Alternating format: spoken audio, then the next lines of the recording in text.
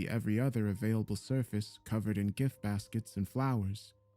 Teresa's mother and Cheryl made quiet small talk as Teresa sat silently, her eyes intently focused on her cell phone, which sat like a dumb blank slate on the table in front of her. 12:03 came and went without a call. Teresa chuckled mirthlessly to herself. She had intentionally made sure she was not alone for today's phone call from Ray. If he did call again, this time she wanted witnesses, but part of her knew that he would not call her if she was not alone. Is everything okay, Reese? Cheryl asked. Teresa peeled her eyes away from the silent phone. Yes. She whispered and sipped her tea. I flew in from across country for Ray's viewing and funeral. Teresa's mother and I were cordial towards each other, but also avoided each other as much as possible for Teresa's sake.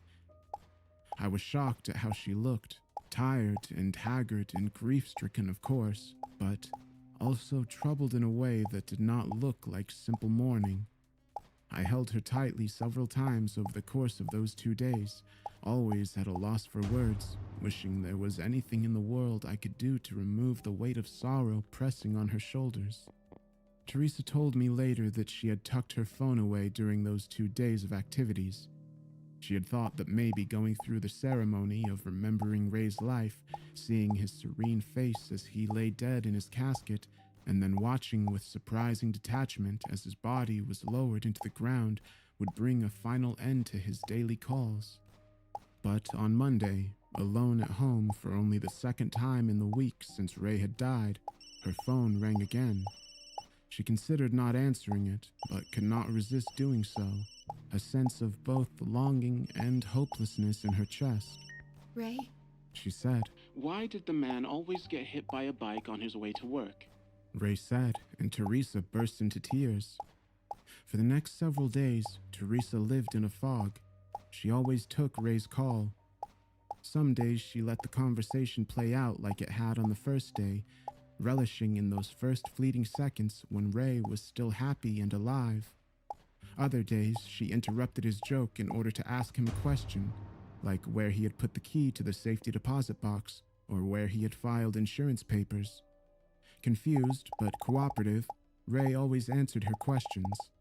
Some days she used those initial seconds to convey her deep love for him, and she sobbed as he had expressed his love for her in return. But then, all too quickly, the sound of a gun would bring their conversation to an abrupt end.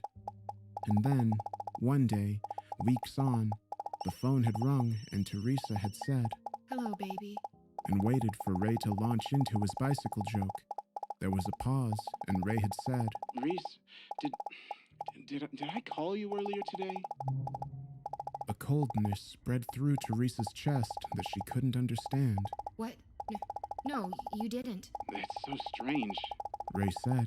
I picked up the phone to call you and got this sudden sense of deja vu, like I already called you today. A tear fell silently down Teresa's cheek. She couldn't find words. Is everything okay? Ray asked. I miss you, baby. Ray chuckled. I miss you too. He responded, more of a question than a statement. I'll see you in a few hours. No, you won't. She said. Reese, what? And then he stopped. Did you hear that? Teresa hung up the phone. Her thoughts stirred with confusion and an odd sense of hope. Every prior conversation had been laden with a heavy sense of the inevitable. No matter what Teresa said to him, Ray would always end up dead on the floor of his office bathroom. But today he had seemed to remember something. And their conversation had taken a different course at Ray's direction. And Teresa began to wonder what would happen if she tried pushing harder, made more of an effort to get Ray to take a different course of action.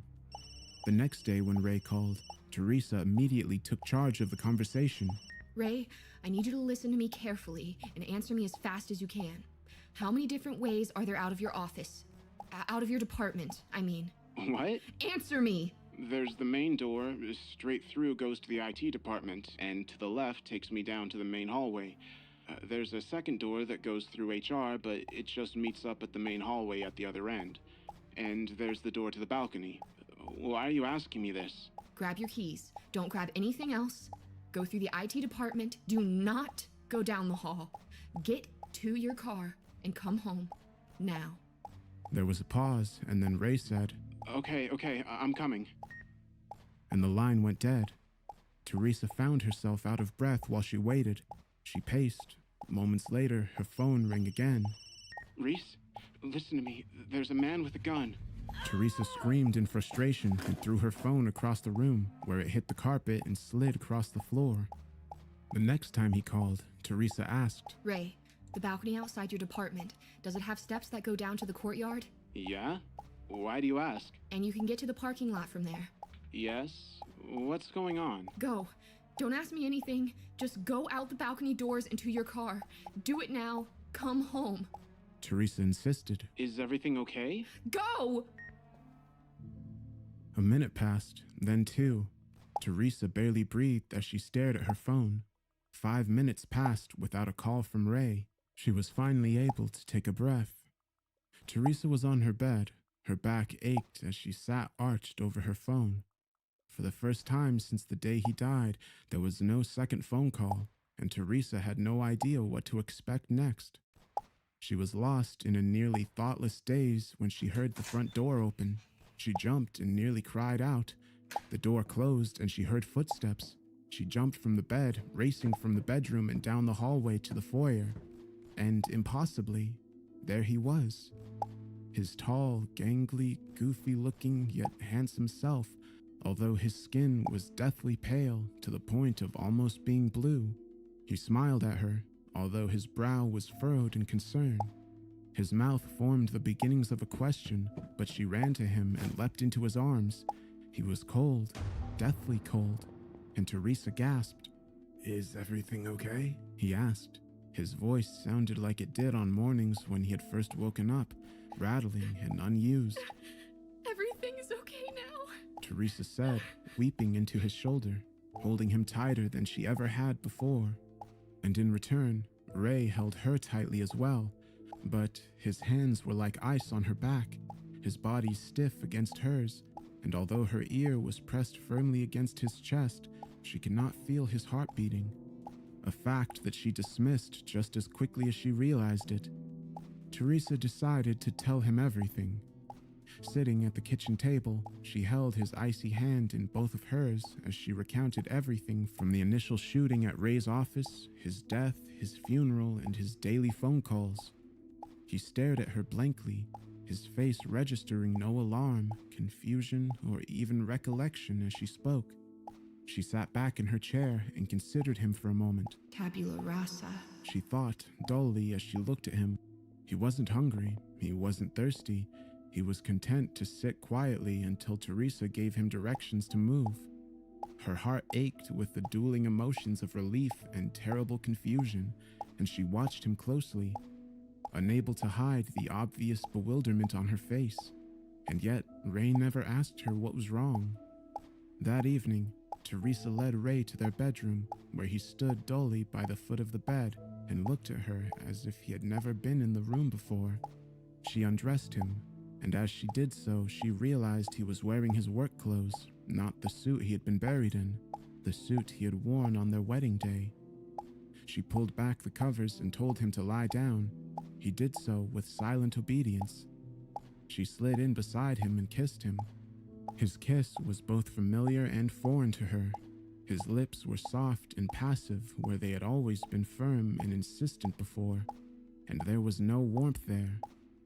But the texture and the taste of him was the same. They made love, Teresa initiating and leading where Ray had always taken charge before, and while her heart overflowed with the joy of being held by her husband once more, her body shivered at the iciness of his touch. When Teresa woke the next morning, sunlight touching her eyelids, she reached out without opening her eyes, but her fingers encountered nothing. Ray's side of the bed was empty, the covers pulled up as if he had never been there. She sat up abruptly. Ray? There was no answer. She searched the house, calling out for him several times, but he was gone. She returned to the bedroom, feeling both confused and sorrowful. Where had he gone, and would he not come back? And then, shortly after noon, her phone rang. The screen said Ray. She answered it. Ray? Reese, He said, his voice sounding even more raspy and unused than before. don't worry. I know there's a shooter. I'm coming home. The line went dead, and Teresa set her phone down. Her chest nodded in a cacophony of emotions, sorrow, hope, frustration, and even fear, that she realized she could hardly feel anything anymore.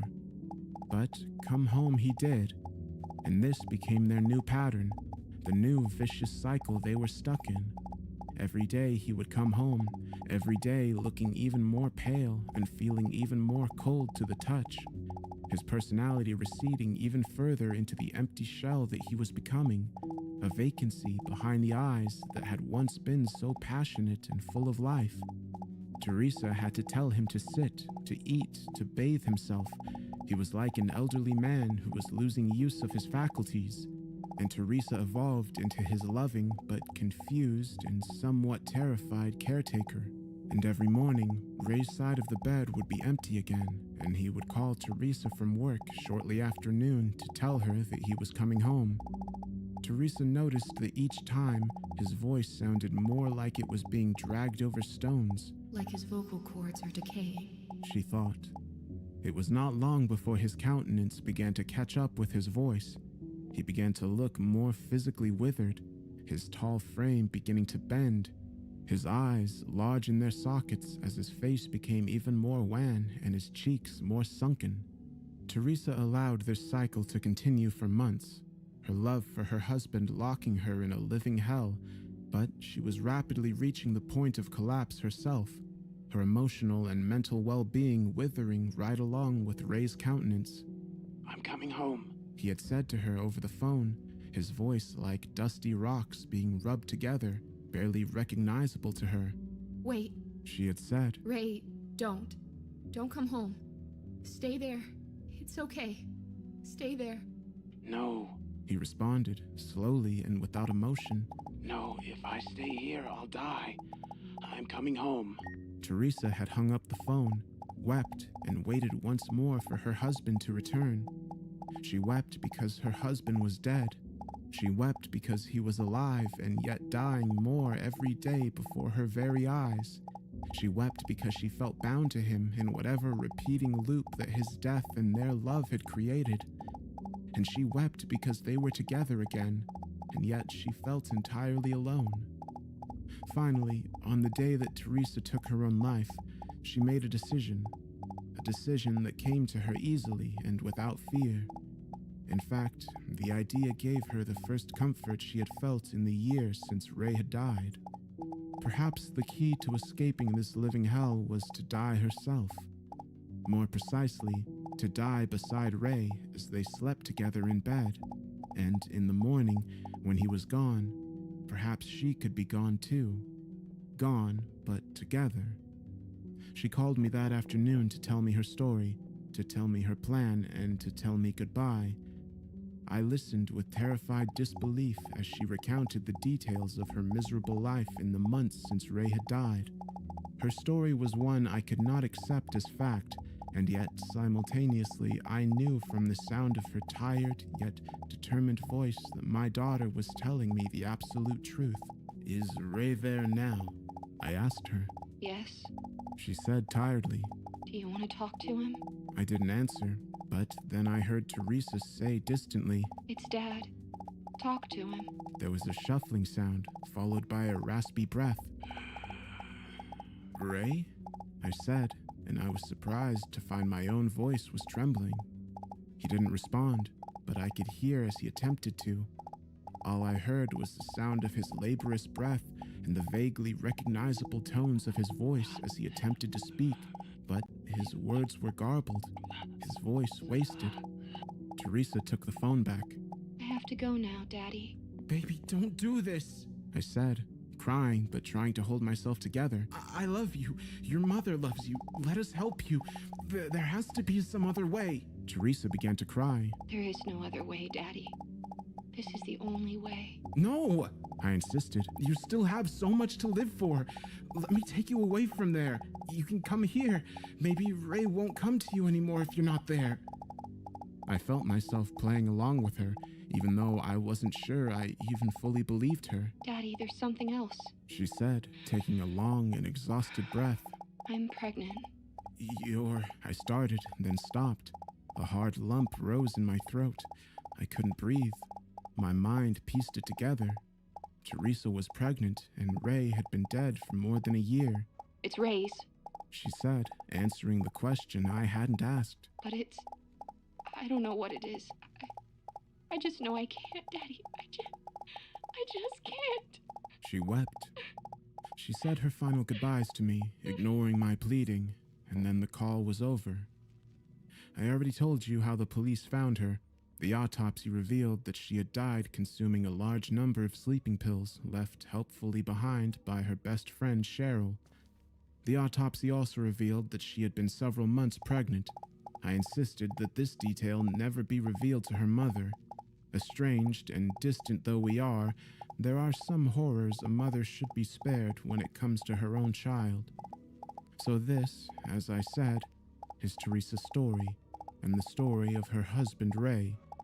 And you may not believe me, but it's an absolutely true story. As fantastical as that might sound, I believe Teresa now. Although 2 weeks ago, when she told me her story for the first time, of course I had doubted her. I doubt her no more, not a single detail, because every day she calls to tell me all over again.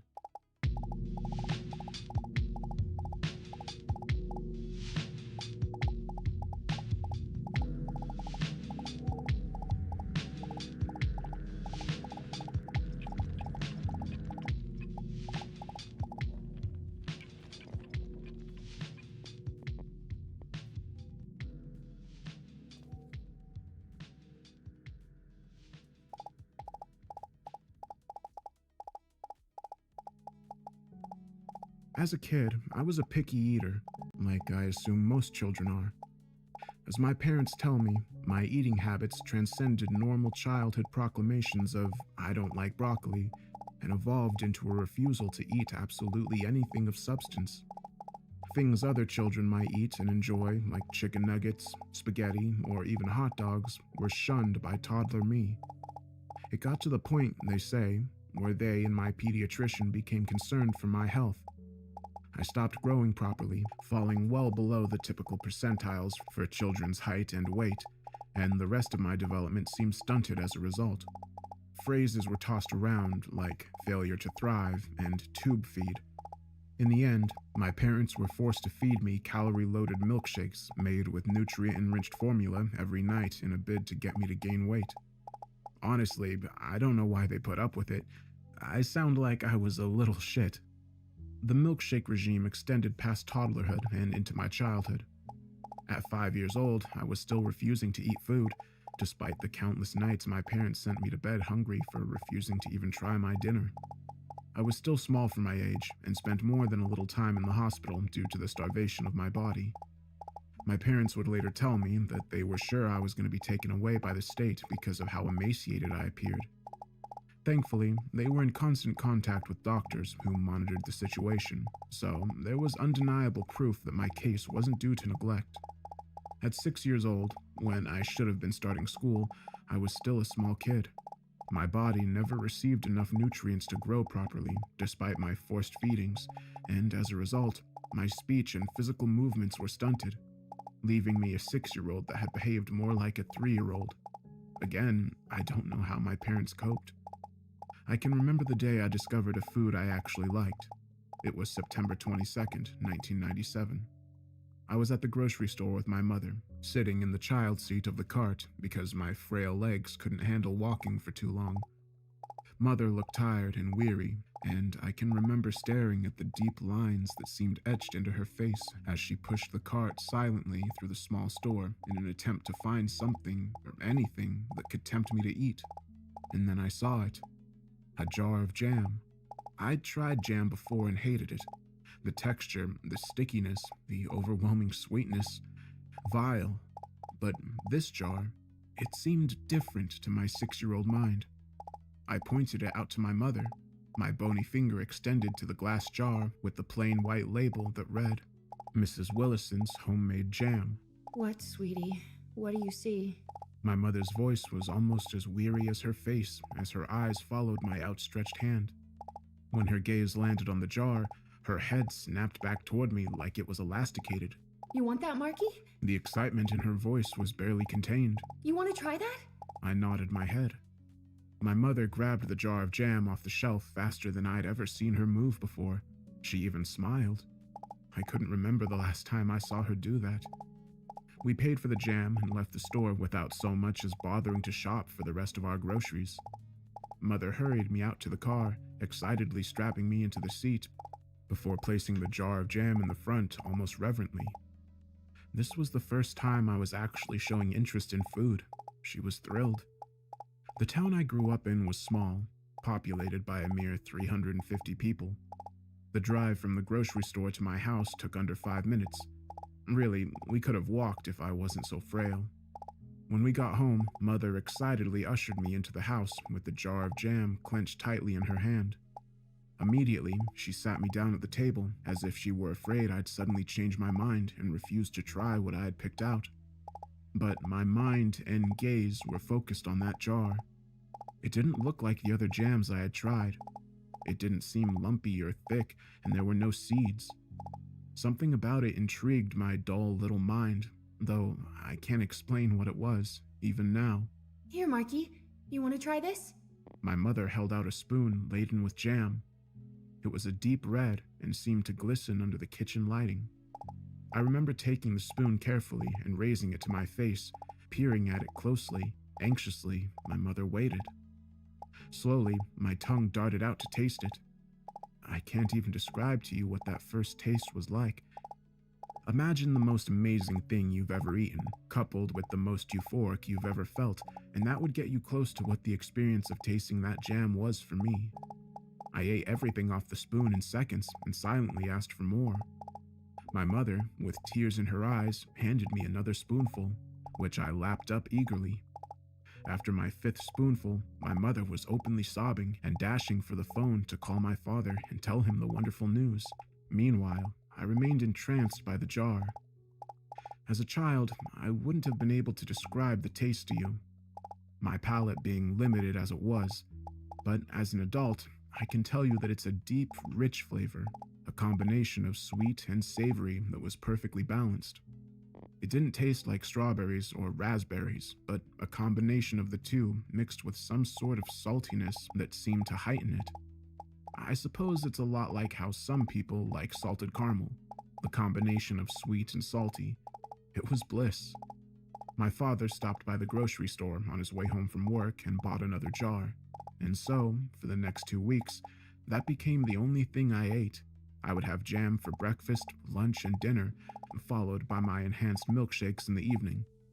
My parents were thrilled. They hoped that my sudden liking of this food would lead me to liking other foods too. Then, one day, when my mother and I went to the grocery store to buy more of the jam, we found the spot on the shelf where it usually sat empty. Mother, slightly panicked, rushed to the front of the store to ask if they had any more of Mrs. Willison's homemade jam.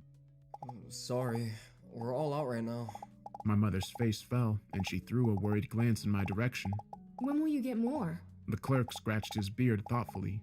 You see, it's actually made by a local lady, Mrs. Wilson. She sold it to Hector to resell in the store. She said she only had so many jars available, and no one else seems to like it but your boy there. I was beginning to grow irritated from being in the cart and not having had my jam for lunch. My fussing drew Mother's attention, and she stared at me worriedly. Is there any way I could get Mrs. Willinson's address or phone number? That jam is the only thing Mark will eat. Like is common in most small towns, everyone knows the business of everyone else. So, the clerk was aware of my parents' struggles in getting me to eat food. He must have felt sympathetic towards my mother's sudden stress because he searched in the back office for the invoice that held Mrs. Willison's address.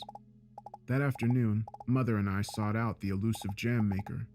She lived in a cottage on the outskirts of town in a gingerbread-style house that would be described as idyllic nowadays. When Mother knocked on the door, a young woman answered. She was small, with blonde hair in a tight bun and a sad face. Can I help you? Her voice was soft, and years later, Mother would tell me that there was something about Mrs. Willison that was so dejected and forlorn. But desperation is a wonderful motivator, and my mother wanted to keep me eating, so she pasted on a smile and explained the situation to the young woman at the door. Oh, that is so wonderful. Mrs. Willison exclaimed, smiling for the first time since she came to the door. I am so happy he likes it. It's an old family recipe, and when Hector said it wasn't selling very well, I thought maybe I messed up the batch. My mother asked if Mrs. Willison had any more jam, and with a smile, the woman retreated into her house and returned a moment later with a box. This is the last of it. I've kept a few jars to myself, but since it seems so unpopular, I didn't think I was going to make another batch. This is amazing. Mother said, seeming to sag under the weight of the box and the relief she felt. I don't know what it is about this jam he loves so much. Mrs. Willison laughed. I'm just glad I didn't mess it up the way I was thinking I had. My mother offered to pay the other woman, but she refused, saying that seeing someone enjoy her creation was payment enough. We left with 12 jars. We managed to stretch those out for several months, though I hated having to ration my precious confection. One day, a few weeks after I had turned 7, we saw Mrs. Willison in town. She waved a cheery greeting to my mother and waddled her way over, her round, protruding stomach making her slightly off balance. Congratulations! My mother exclaimed when she drew nearer. Mrs. Willison thanked her and rubbed her stomach.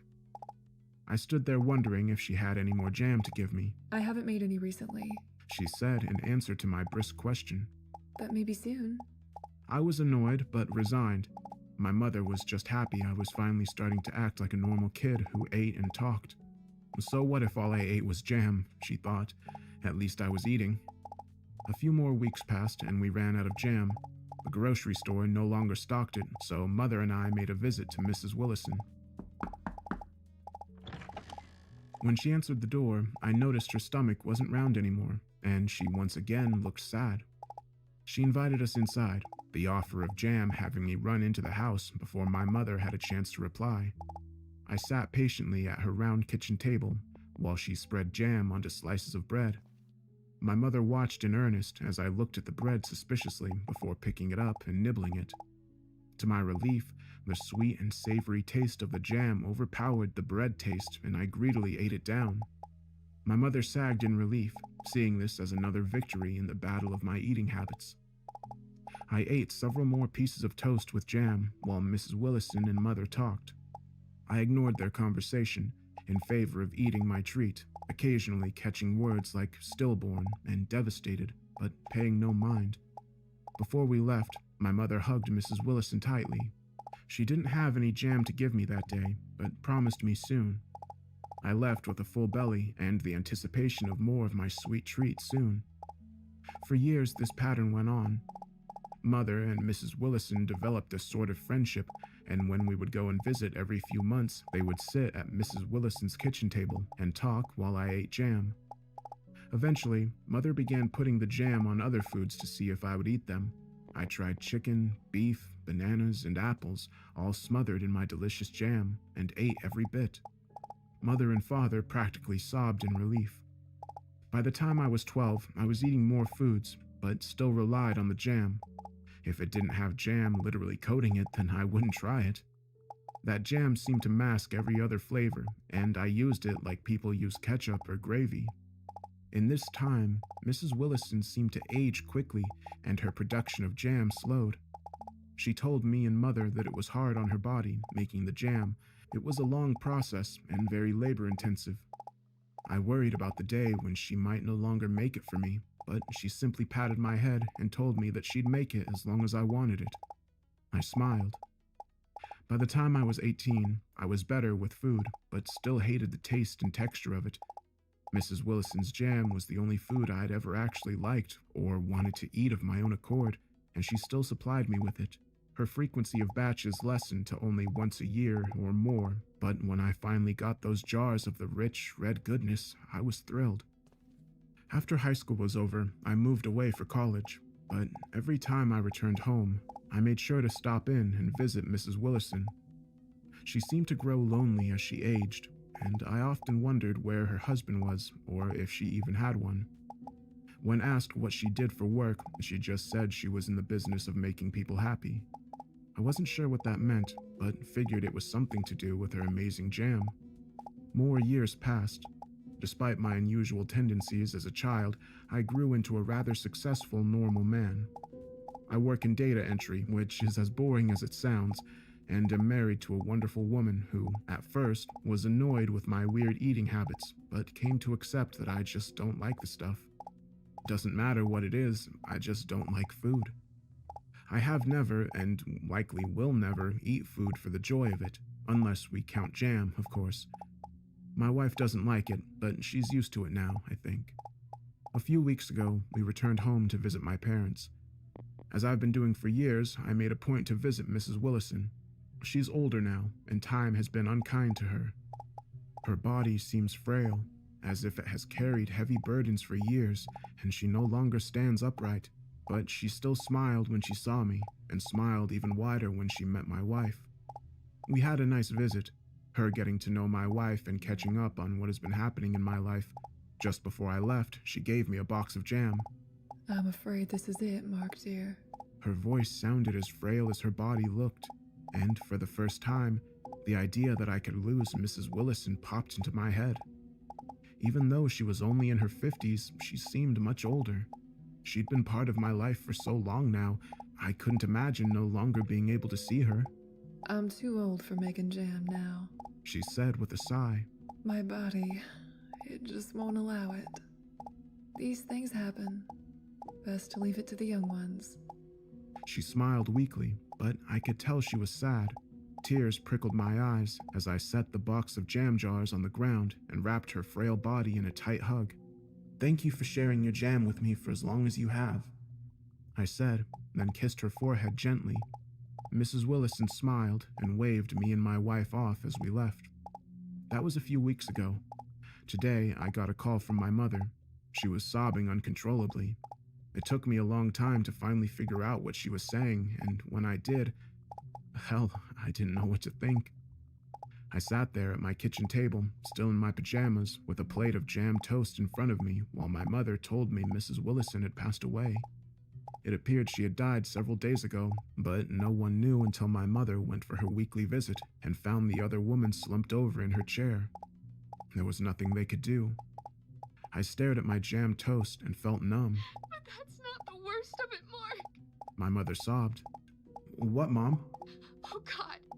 Mark, what they found. God, I'm so sorry. She broke down into incoherent sobbing. Eventually, my father took the phone from her and explained what the police had found in Mrs. Willison's house when they arrived. I'm still not sure what to think of it. "Son, I hope you're sitting down for this," my father began. No one knew what a crazy, sick bitch she was, I swear." He cleared his throat and sounded like he was fighting back his own tears. "I'm just sorry we fed you that shit for so long." My eyes immediately went to the jam, my precious jam. "The police searched her house. In the cellar, they found the area where she made her jam. Jesus, son, it was kids. God damn it, it was kids. Her own babies." It turns out Mrs. Willison's jam was homemade in a very literal sense. She had, a year before I first ever tried her jam, gotten pregnant and then miscarried at home. Apparently, it created some sort of mental break in her brain, and for God knows what reason, she decided to incorporate the baby, fetus, whatever, into the jam. She cooked it with the berries, strained it, and took care not to have any fragments in the final product. That's why it was always so perfectly clear and free of seeds. It's also why it took so long for her to make her batches. After the first one, she decided to try again with both the pregnancy and, when that ended too, ended in a second trimester miscarriage, the jam. For over 20 years, Mrs. Willison lived in a cycle of getting herself pregnant, which she apparently achieved by acting as a prostitute in the larger neighboring town, and then aborting the pregnancies at home, sometime between the 12th and 20th week, when the ingredient was large enough to be made into a batch. That was why she only made one batch of jam a year, and why she appeared to age so quickly and harshly. In the end, when she said her body could no longer support jam making, she was telling the truth. My parents were horrified. For years, they had been feeding me this stuff. For years, they had been gleefully shoveling this jam into my system, ignorant of the fact that it was made with human remains. They had been so thrilled when I had started eating normal food, so thrilled when 6-year-old me had pointed to that jar of jam and then taken it so eagerly. My mother apologized profusely on the phone through her sobs. When the call ended, I looked down at the plate of jam toast in front of me, studying the deep red spread with its flawlessly smooth consistency and the sweet and savory combination of it that had been the only food I had ever actually enjoyed in my life. Silently, I rose from my chair and went to the cellar where I stored my box of jams. Mrs. Willison made 12 jars of each batch, and I had learned to stretch that very carefully over the years. I still had 11 remaining. Carefully, I looked through the box, taking out each and every jar and inspecting it, as if trying to see tiny particles of fetuses that had been cooked into each one. At the very bottom of the box, I found an envelope. I reached for it with a shaking hand and pulled out letters from Mrs. Willison. It was short, not saying much, but I smiled to read it all the same. I've always had issues with food. I don't know why. Most children grow out of their picky eating, and to some extent, I did too. I learned over time that I needed food to live, though eating it brings me no joy and makes me sick if I find a texture or a taste I can't stand. Mrs. Willison's jam saved me. It has been the first and only food I have ever liked, the only one I willingly and gladly ate. And in that envelope that I found at the bottom of my last box of jars, the last batch Mrs. Willison made, I found her legacy to me. Something she wanted me to have before she died because she said I was the bright spot of her life and she had done this all for me. The sound of my wife moving around upstairs manages to reach me in the basement.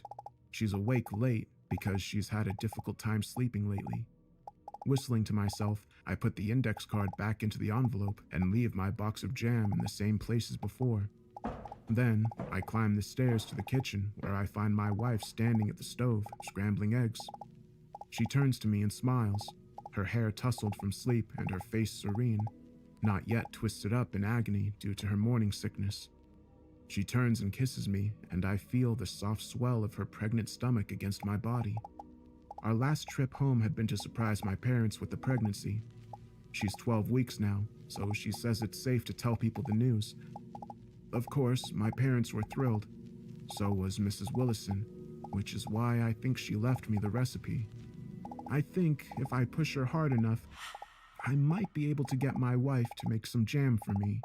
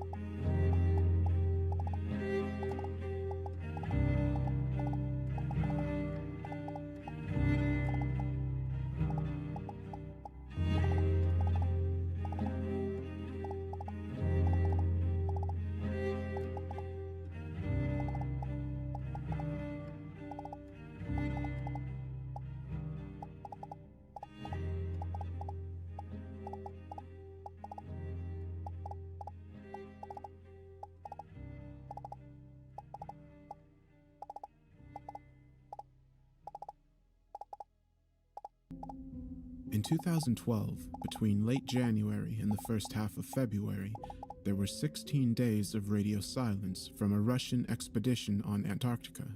The group of researchers had been meaning to reach and study Lake Vostok, a subterranean body of water that lay almost 4,000 meters below the surface and hadn't been in contact with the outside air for over 20,000 years.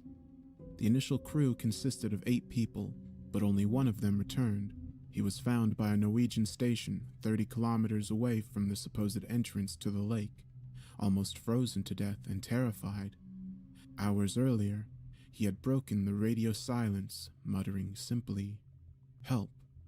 When he was sent back, I was tasked with interviewing him for the institution. To protect their privacy, his name and the names of his colleagues were changed.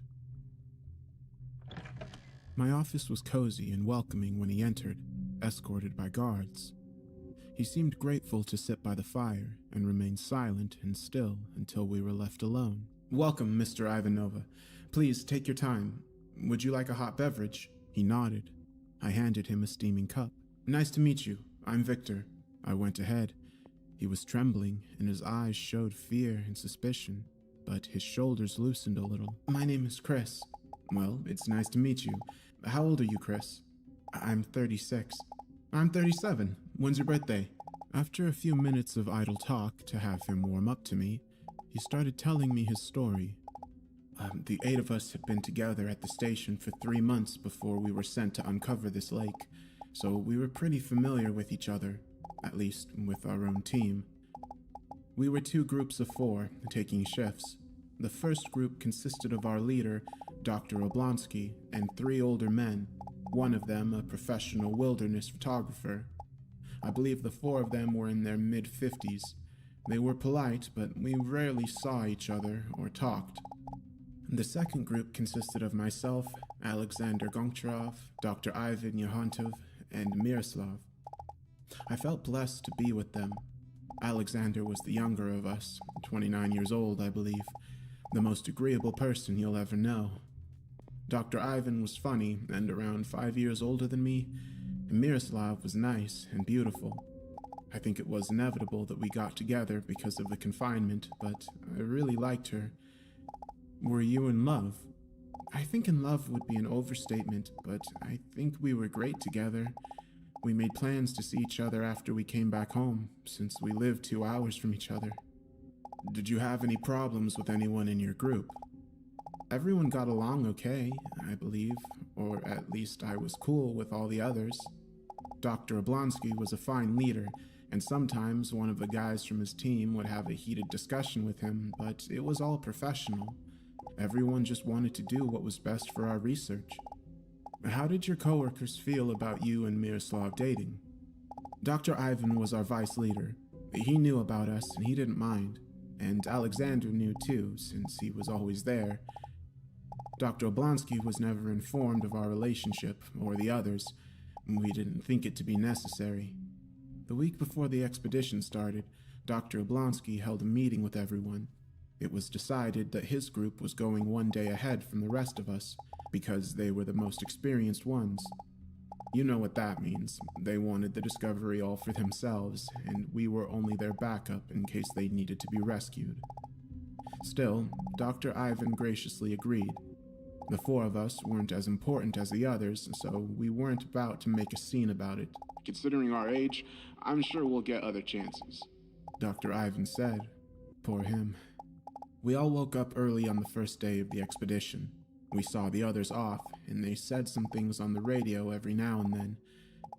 The entrance to the lake was a big cave, and from then we would have to hike the 4 kilometers. We can't find the entrance. Dr. Oblonsky complained on the radio. Half an hour later, he complained about feeling watched, and then informed us that he found the entrance on the very same spot he had been standing, like it magically opened. We thought the snow was starting to confuse him. He was experienced, of course, but this was a first-time thing for everyone. After they entered the cave, we understandably lost radio contact. It wasn't a concern at first. We left the next day at the assigned time. We too had a hard time finding the entrance. It took us so long that we almost gave up and went back to the station. How did you finally find it? It was pretty much the same as Dr. Oblonsky described. It wasn't there. Then we felt observed, and suddenly it was there. Like Ali Baba and the 40 Thieves. Inside the cave was so dark and moist, I thought I was going to collapse. It smelled strongly like rotten fish, and our flashlights revealed a deep red interior full of bright white icicles. The ceiling was a perfect arc, no less than 30 meters tall, and the ground had a strange, grainy and wet texture. It was strangely warmer than you'd imagine. I mean, it was still considerably cold. We measured it, and it was like 2 degrees Celsius, but way less cold than the outside. Warm caves weren't unheard of, but it wasn't what we expected. What are the walls made of? Alexander had asked with curiosity. When he touched it, it throbbed lightly. The first sign of our companions was a thick rope tied strongly to one of the many ice stalagmites. It indicated that the path went down, and we followed closely. After walking for around an hour, slightly descending, the floor changed from the grainy texture to something similar to the ceiling and walls. It seemed to be sculpted to look like millions of red bones. As soon as we stepped on the new ground, there was a noise that made everything tremble, like the roar of a beast or the loudest of yaws. Our feet started sinking in a light violet, sticky substance that was flowing from the nether parts of the cave. It was flowing in reverse, upstream.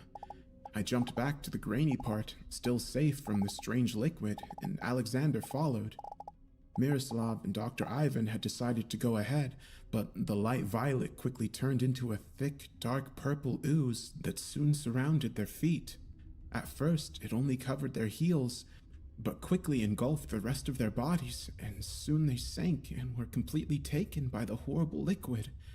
From where we stood, Alexander and I watched in horror as our 2 companions were dissolved alive. At least it looked painless, though. It was so quick they probably barely realized their bodies were disappearing. I was paralyzed, mesmerized. We need to go back. Alexander urged me, and we started running towards the entrance of the cave. He was leading the way, always looking above his shoulder to see if I was following. He didn't even see when the stalactites and stalagmites closed in around him like an Iron Maiden. My colleague and friend was gone in a second, impaled by sharp teeth, his blood staining the pearly white icicles. There was no doubt to me now. I was inside something alive, and even worse, I was caught between the teeth of the beast and its gastric juices, all alone. The icicles remained closed around Alexander's body, blocking my exit and leaving me trapped. The only thing I had left was the tightly tied rope, straightened over the pool of deadly acid. Most likely this purple river wasn't there when the first group crossed. Taking a deep breath and leaving most of my equipment behind, I walked over the cable, knowing that falling meant certain death. After a while, the ground, or the beast's throat, became lower and lower, far enough from the cord that I could just hold it above my head. After reaching the end of the cable, I walked for God knows how long. My knowledge of anatomy allowed me to find my way around the acid and be able to circumvent the large pools of it. I started noticing some green lumps that floated above the gastric juice, unscathed. Some were small, some were bigger than me, clearly some undigested matter. Is it too far-fetched to tell you that I jumped in one of them and used it as a boat of sorts? Well, everything else I've been through is unbelievable. That's how I made it through the digestive system. When I felt hungry, I tried eating pieces of my boat, having nothing else around. And it didn't kill me, so I continued eating small chunks of the thing to survive. I didn't have the faintest idea of what it was, but it kept me alive. I slept and pissed there in my little boat, and soon the smell of my own waste overwhelmed the smell of the dead fishes. I slept 3 times before I found the rest of my crew, which means they survived longer than my original group did. According to my clumsy and imprecise calculations, Considering how big the mouth of the monster was, I was near the end of the beast's stomach, heading for the small intestine when I found Dr. Oblonsky and the others. He and a second fellow researcher were preserved inside some sort of amber with terrified expressions on their faces. They had been alive for a long time inside that thing before dying. Hell, they could have still been alive when I passed them. I just had no way of saving anyone. The others were pressed against the side of the beast's stomach like when you crush a particularly fat mosquito on the wall. The light violet liquid dripped from the ceiling, slowly digesting them. The nature of their deaths made me realize that I'd been dealing with something new. Whatever secreted that amber thing on Dr. Oblonsky was probably a huge structure that crushed the other two. Shortly after this occurred to me, huge, strange tentacle-like membranes fell from the little crevices on the ceiling. They seemed to detect living things from the smell, so I did the worst thing I had to do until now. I lied on my belly on the boat and covered myself in feces. That's how I avoided being preserved in an eternal scream somewhere where no one could reach or save me. As the boat headed to the intestines, the sea of acid became a beautiful, ethereal blue. The liquid was calm and crystalline, and I believed it was the infamous Lake Vostok. Even the noise, the constant strange whirring, and the horrible smell subsided, giving place to a strange, all-consuming peace. I saw multiple creatures petrified inside the amber on the side of the lake. Things that looked like algae and jellyfish, horseshoe crabs, sponges, and shrimps and sturgeons, sharks and seals, all ancient and eerie. After that, a row of rabbits and frogs, strange penguins, giant butterflies, a primitive man, a primitive bear, 3 mammoths, and a humanoid taller than 4 meters in fetal position. Still on the lake, I traveled through strange chambers where the clear liquid underneath was filled with strange fossils. Some had 20 eyes, some had 3 legs and 8 heads. Some were made mostly of tongues, some were brains with long limbs, some were just indescribable. They blinked and twitched or moved their heads in my direction to face me like they were alive but dormant. The mouth, esophagus, and stomach of the creature had been so dark, but the duodenum was filled with a mystical polar blue radiance. The ceiling was full of beautiful crystals of salt that reflected the light like a heavenly kaleidoscope. It was like I was in the very uterus of creation, the starting point of the planet, the birth of things that have been and will be. I was at the same time taken aback by its horrifying beauty. Terrified and intrigued, I wished I had something to take pictures with, but I had left it all back with my gear. The only things I kept were my clothes, flashlights, and a small radio in case I ever got out. Our cameras were too heavy. After seeing all sorts of inexpressible creatures, my boat entered what I believed to be the giant's jejunum. That was dark and awful again. Instead of a vast lake, I was now sailing on just a narrow stream. At this point, I feel like I blacked out for a long time. Thinking back, it's almost like the monster wanted me to exit its body. Maybe it thought, now that it's gotten this far, I'll let it go. Maybe it wanted the world to know about it. This part is all hazy, but I know that it was horribly disgusting to travel through its ilium. Being shot by the monster was an indescribable trauma. I'll just say that I lost my boat and thought I was going to die of suffocation, but instead I saw the light outside. I was covered by a jet black mud, but it melted in contact with the snow. I asked for help on the radio and passed out in the middle of a snowstorm. Then, when I woke up again, I laughed at the idea of hypothermia killing me after everything I went through. So I just stumbled through the snow until I saw a building in the distance. The rest you know. The Norwegians found me and saved my life. In my report, I made sure to emphasize that Chris Ivanova sounded lucid and intelligent.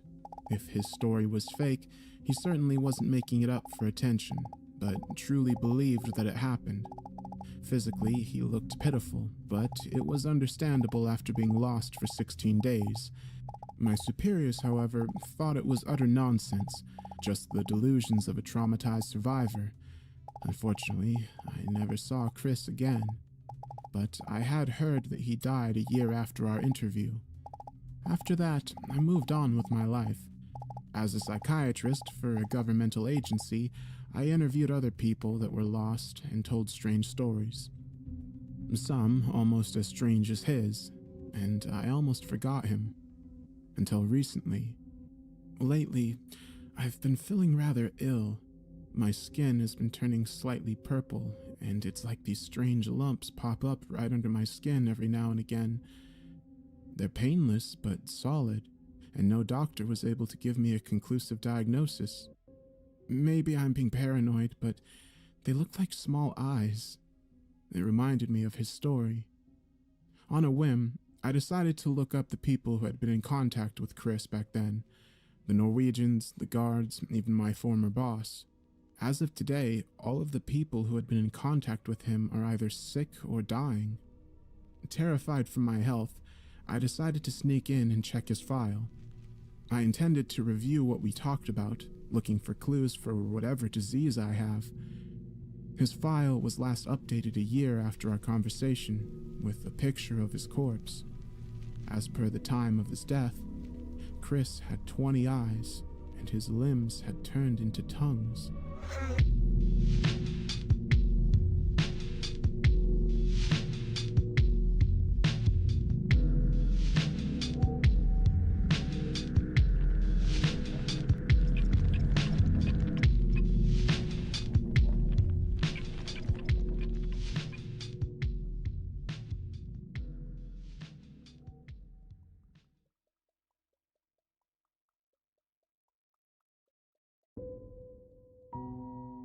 I was referred by a temp agency. I had no idea who I was working for or what the job would entail. I only knew that the pay was good. A week-long excursion at $7.25 a night, more than enough to pay off a couple credit card bills and a good chunk of next month's rent. For that price, I would have done almost anything. I only wish I knew at the time what I was getting myself into. When I arrived at the address, I was surprised. It was a large facility at the end of a dirt road in the woods, 2 towns over. The large sign outside read Synthetic Corp. It was a plain, white, 3-story building, void of identifying markings. Its appearance gave me no clue to its purpose. Its location was even more baffling. Going off the name alone, I had to assume it was some sort of biotech company. I was probably needed to clean up radioactive waste or something to that end. For what they were paying me, I would be happy to risk my health. Upon entering the building, I was meeting with the receptionist. I was directed to room 371 on the 2nd floor, where I would wait for Al, my new boss.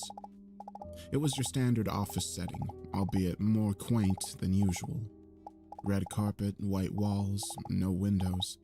Only 6 desks in 3 rows of 2, each with their own computer. At the back of the room was a large wall covered by a one-way mirror, an opening with steps on either side of it. Inside was a single chair, desk, and landline phone, probably a place for the supervisors to oversee productivity. Other than that, the room harbored no points of interest, unless you fancied the waste bin and the fern in the corner. An old gentleman opened the door to the room and came over to shake my hand, introducing himself as Al. He seemed to be in a rush, wasting no time in describing the task at hand. I was to stay in that very room from 8 p.m. until 6 a.m. the following day, every night for a week. He left me his cell phone number and a laminated list of rules to follow. He told me he could not overstate enough the importance of following each and every one, exactly as they were outlined. Once he was sure I understood the gravity of the situation, he left me to my first shift in peace, closing the door behind him. That was it? Really? Just stay in the room for 10 hours a night? I had no clue as to why I was being paid over $5,000 to room sit, but I learned some time ago to never look a gift horse in the mouth. I simply sat down at the overseer's room with a smile on my face and went over the list of rules. There were 10 in total. All of them left me more than a little confused. 1. Once 8 rolls around, lock the door, and do not leave the room for any reason until 6. Plan your bathroom usage and meal periods accordingly. No food or drink items within the room. Do not use Hank's computer. It's the closest to the exit. No one is ever to touch it under any circumstances, not even Hank. If the phone rings, answer it, but do not talk. No matter what the voice on the other end says, you are not to respond. Hang up after 2 minutes have passed. Do not let the janitor in. We don't have one. If anyone else comes to the floor, let them in, but ignore them. Do not react whatsoever. When they leave, shut the door and lock it behind them. If the waste bin changes locations, place it back in the corner as soon as you notice. If I stop by, only let me in if I know the password. At 9:30 precisely, set each of the computer's home screens to different URLs except Hank's. Do not react to the images. Act normal. If you see Harvey, feed him one of the treats from Lisa's desk, the one opposite Hank's. If there's an emergency, call my cell, but not after 10:05 p.m. Below the last rule was a final sentiment, scribbled over the laminate in pen. No one has made it past night 3. Good luck. I was perplexed, wondering for a moment if Al was a lunatic and if that was the reason no one else had lasted. Perhaps his quirks were too much for the previous candidates and they backed out, fearing for their safety at the hands of this fragile mind. I would not be swayed so easily. Even if Al was crazy, I would be happy to take his money for what was shaping up to be a very simple job. At least, that's what I thought. Day 1 was utterly boring. Nothing remarkable happened, definitely not anything to the extent of what Al's list would have me expect. At 9:30, I even changed the URLs on the computers, if for no other reason than to feel somewhat useful. The next night, however, was a little different. Day 2 started as it normally did. I settled in for another long night, making sure to eat and empty my bladder before locking myself in. At 9:25, just as I was about to ready myself to change the home screens again, I saw it. The waste bin was right there at the top of the steps to the overseer's room. I certainly hadn't placed it there. I felt a small spike in my adrenaline before calming down with a smile. The waste bin, the list, it was all a joke at my expense. Al would be in the next room, waiting anxiously to see the look on my face. I raced out of the office door. There was no one there. I walked over to the exit and shook the knob. It was still locked. Confused and a tinge scared, I swiftly picked up the waste bin and walked it back over to the corner of the room. I checked the time, 9:30. I started changing the URLs on all of the computers, hoping desperately that I had imagined what just occurred. After skipping Hank's desk, I typed in the last website on PC number 6. I was about to pull away when some strange imagery manifested on the screen. It was surveillance footage of the room. The very room I was in. I saw me looking at the computer. I turned and looked up, but there was no camera. Upon looking back at the screen, I saw something terrifying. I watched as a copy of me stepped out from the overseer's room. It walked up behind me, grabbed a hard drive from one of the desks, and wound up to strike me in the back of the head. I quickly turned to shield myself. There was no one there. I turned back and the screen changed, displaying the website I had entered as normal. I raced back to the overseer's room and sat down, more than a bit frazzled. I contemplated walking out, but I steeled myself to continue. I was fine, after all. Maybe Al wasn't a lunatic, but he didn't seem the type to wish me any harm. Not that I knew him all that well. Still, I hadn't sustained any injury. I was questioning my sanity, yes, but no bodily injuries had befallen me. Whatever was at play here seemed harmless so far. There was a loud banging.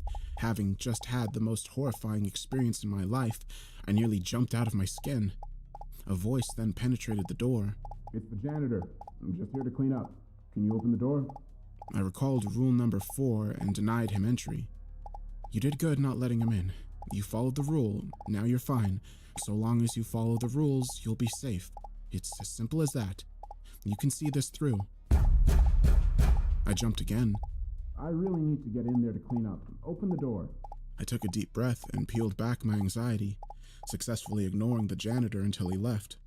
This was an accomplishment for me, and it actually felt pretty good.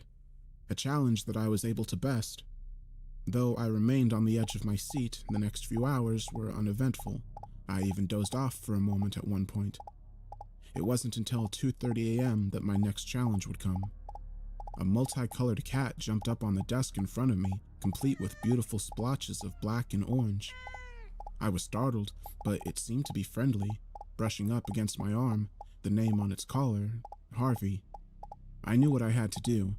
I rummaged through Lisa's desk, found the jar of treats, and fed Harvey one, to which he purred in delight.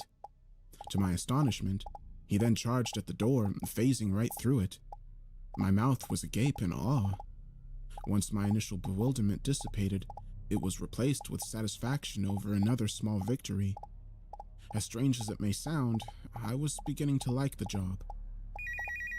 It was the landline.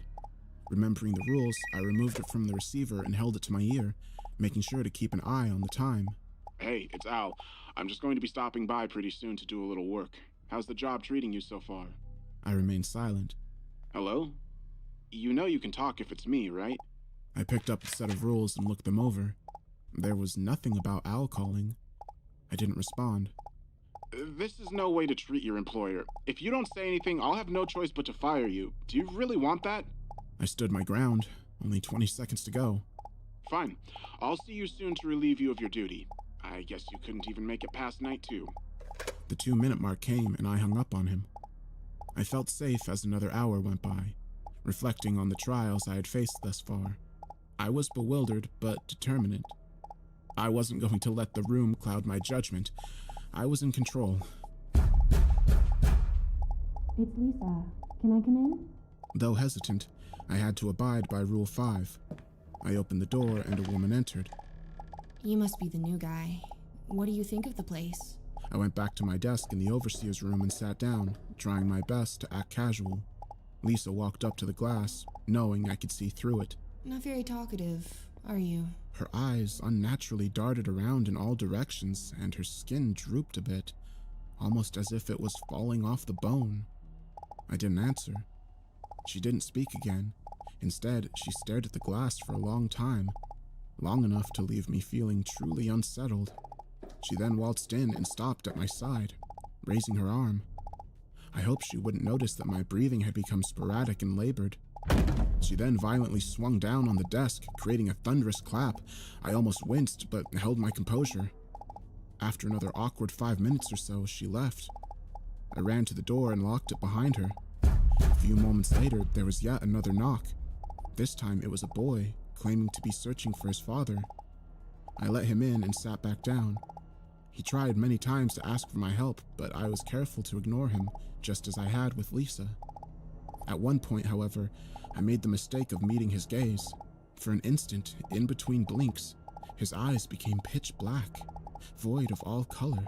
Startled, I nearly jolted back, but was able to restrain myself.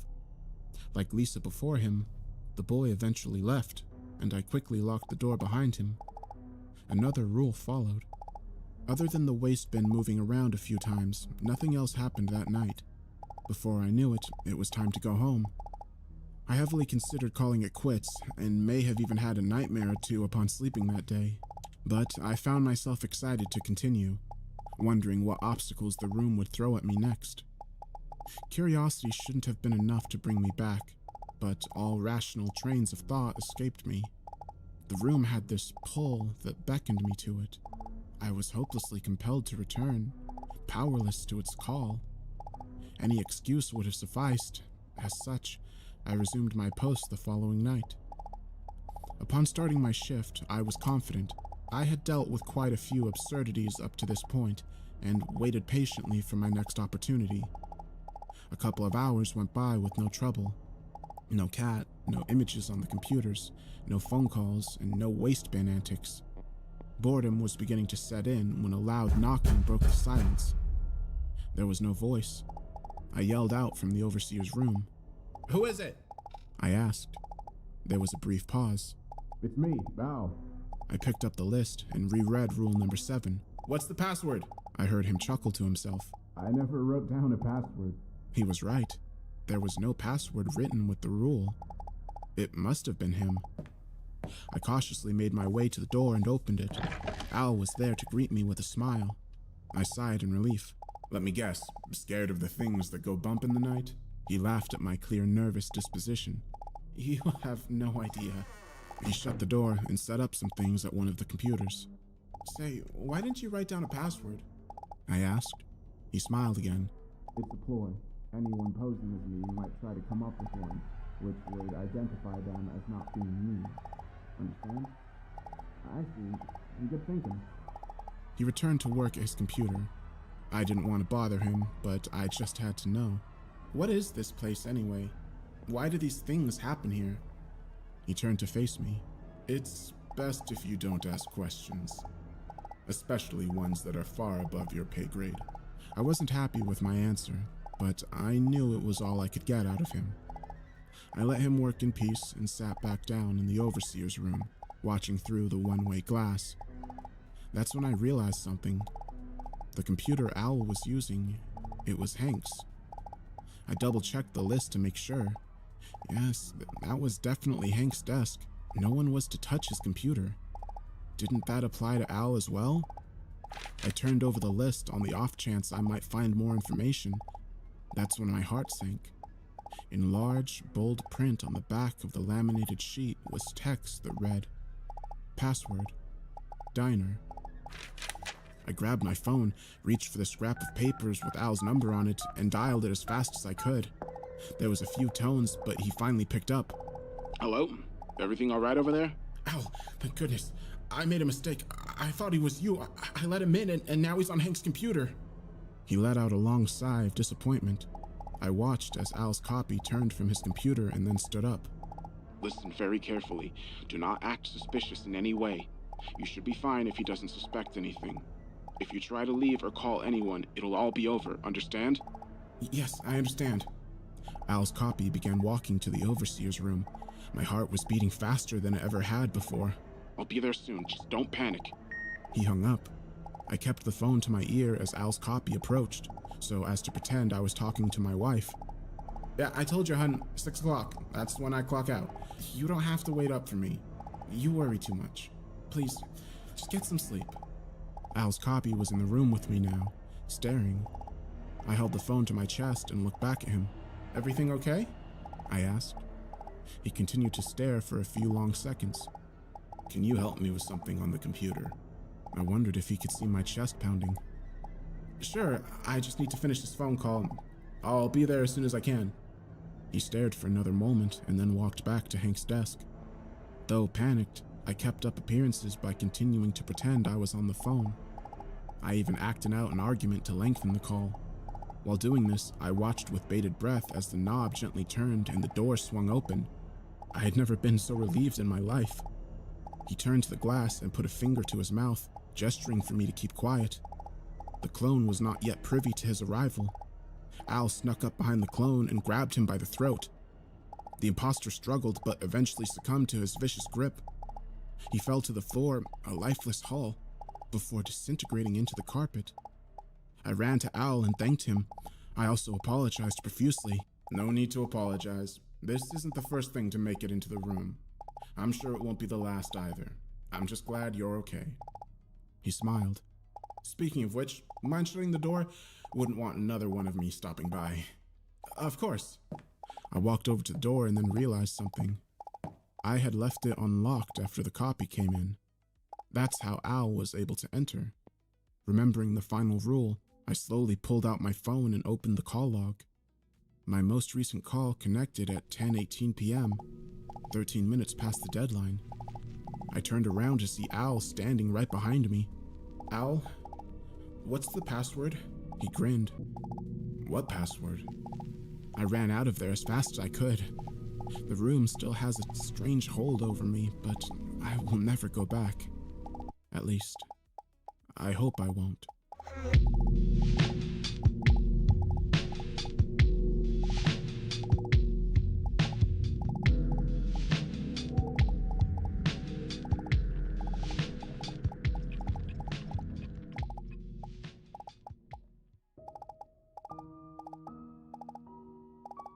I've talked about my road trip on this board before. Sick to death of working myself to death, I took the first vacation of my life last year. A beat-up, rebuilt Yamaha Zuma, and a foolish sense of optimism carried me across the western United States on an adventure that seriously made me rethink everything I thought I knew about the world. I loved Seattle, with the hip, original hippie neighborhoods and the perma-carnival atmosphere like Pike Place Market. The bridge troll was a highlight. Gotta love a city that sees a bridge and goes, "You know what this needs? A giant concrete troll." Getting out of Seattle, however, was a total nightmare.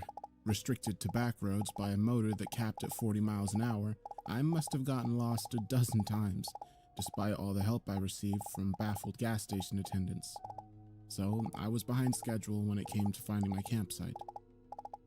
Some miles south and a little east of the city, there's a free campground. It's most often used by horse riders, and boy, you can smell it. That's actually what guided me in the last few miles. There's a gravel road off a service road, and then a few crooked, uneven paths off that. The trail markers were all bent and broken or faded. In the end, I had to follow my nose. I set up my junior scout tent in the fading twilight. Mine was the only one there. I had the place all to myself. After a quick meal of apples pilfered from a previous campground, I did my usual travel log spiel to my video camera by lantern light before turning in. I'm not sure how long I slept. I know I checked the time, but I'll be damned if I can recall what it was. Something had disturbed my well-earned beauty rest, but I was too groggy to remember what it had been.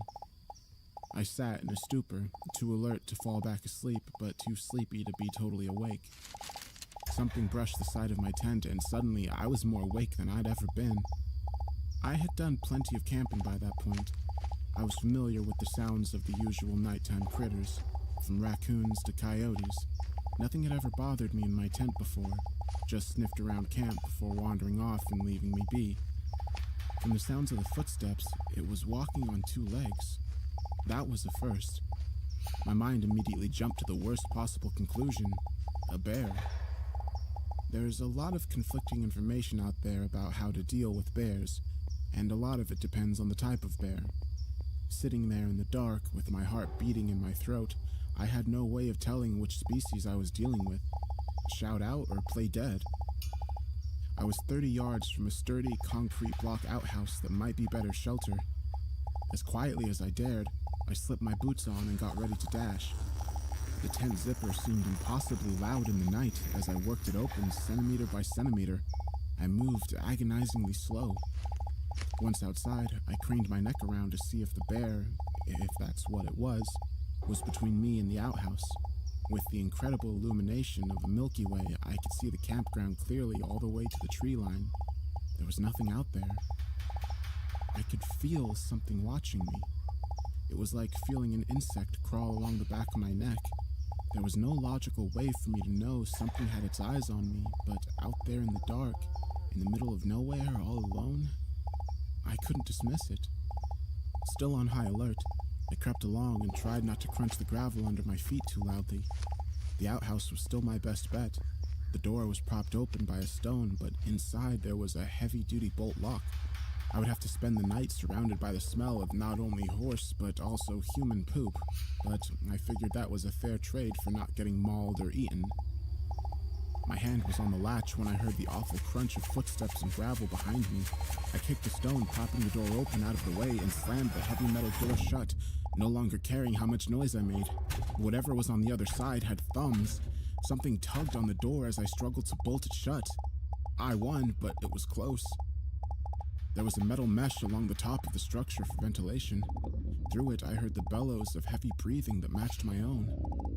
My phone was back in my tent because I'm an idiot. There was no way to tell the time. The same stupid impulse that brought me out there in the first place kicked in. I had to know. Hello? Silence. Maybe they hadn't heard me, and then... Hello? I could have shit myself. I was in the right place for it. The voice was masculine like my own, and the sound of it was a kick to the gut. I couldn't even tell you why it made me so uneasy. The sensation was like when you're walking upstairs and you're expecting another step, but your foot comes down on empty space. I'm sorry, I thought I was alone, I said. I'm alone. Every syllable was jarring. I'm sorry I freaked out. I didn't think there was anyone else out here. Sorry. I'm here. You'd think now that I knew it was another camper, I would have opened the door, but I never did. Some deeply buried instinct in me kept me from taking my hand off the bolt. You scared the crap out of me. Are there more tent sites out there in the trees or something? I'm something.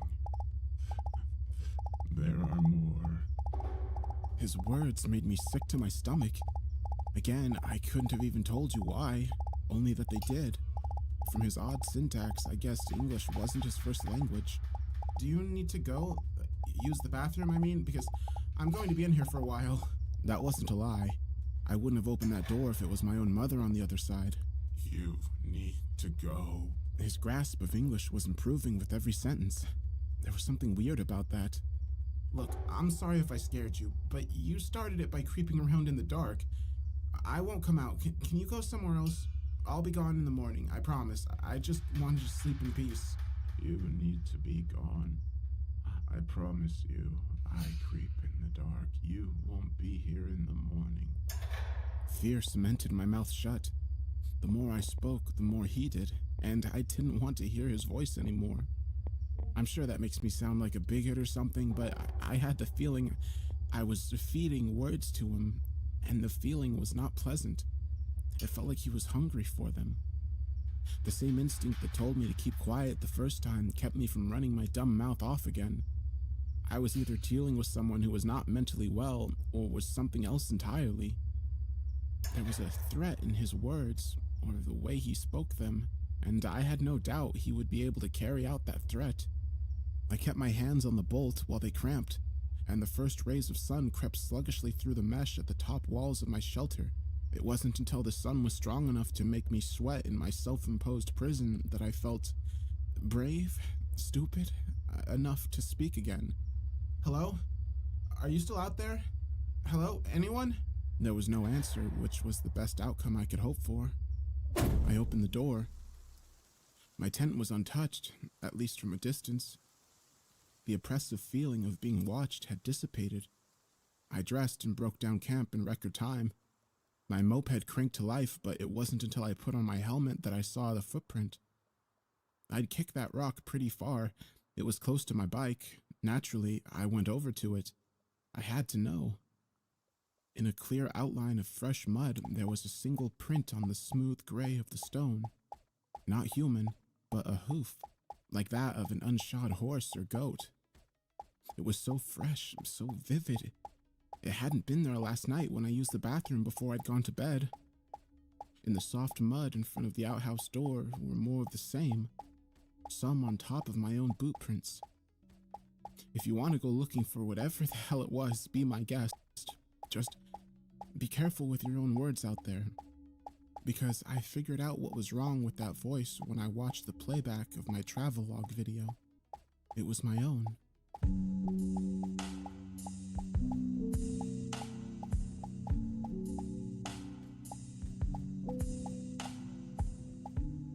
Hey everybody, I hope you enjoyed this story. This is a shorter one, but I thought it would be fun to do because I recently found this website where it will kind of like make an AI, like a bot that sounds like me. So I wanted to test out that program, so I used that program to make the little, like the voice of the creature. Obviously it doesn't sound completely human, but I thought it did sound a little bit like me, so I thought it'd be fun to use. But yeah, hope you guys enjoyed that video, and I hope you have a good weekend. If you liked the video, make sure to share it and all that jazz, and bye.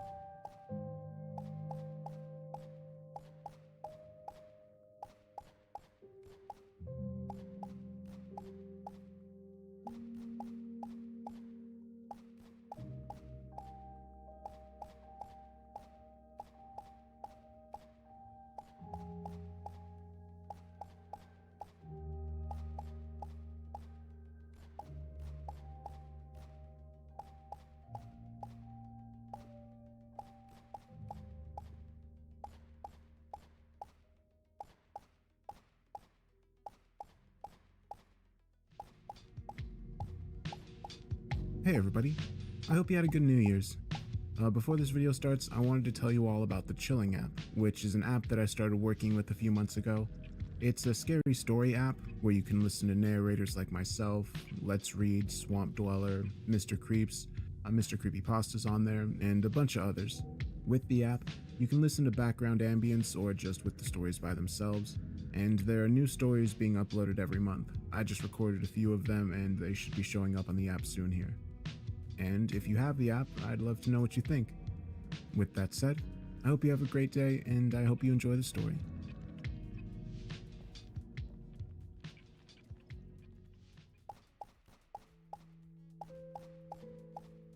The first time I caught the night bus was pure chance. I'd heard the legends, of course. We all had. Urban legends are a big thing where I live. I suspect it's partly because I hail from an unremarkable and frankly dull provincial city that has little else going on. Kids growing up around here don't have much to do, and so their imaginations tend to run wild, with escapism being all the rage. My friends and I were obsessed with urban legends during our formative years, gobbling up tales whispered in the playgrounds, and later posted by anonymous users on online forums. We found the legends both frightening and exhilarating, bringing excitement to our otherwise boring lives. It would be fair to say that I was quite naive back then. Some of my friends were more cynical, but I truly believed them all. The vanishing hitchhiker of Spencer Street, the Southside Trollman, and the White Lady of Croft Manor were a few of my favorites.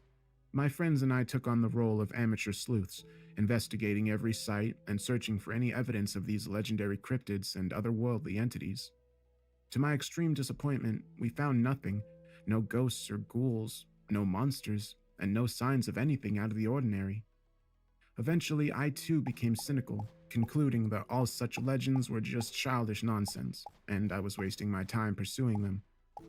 The last bus was another of the local myths that we'd heard growing up, and I'd assumed it was fake like all the others, but now I know better. Officially, the last bus out of the city center leaves at midnight from the bus depot on High Street.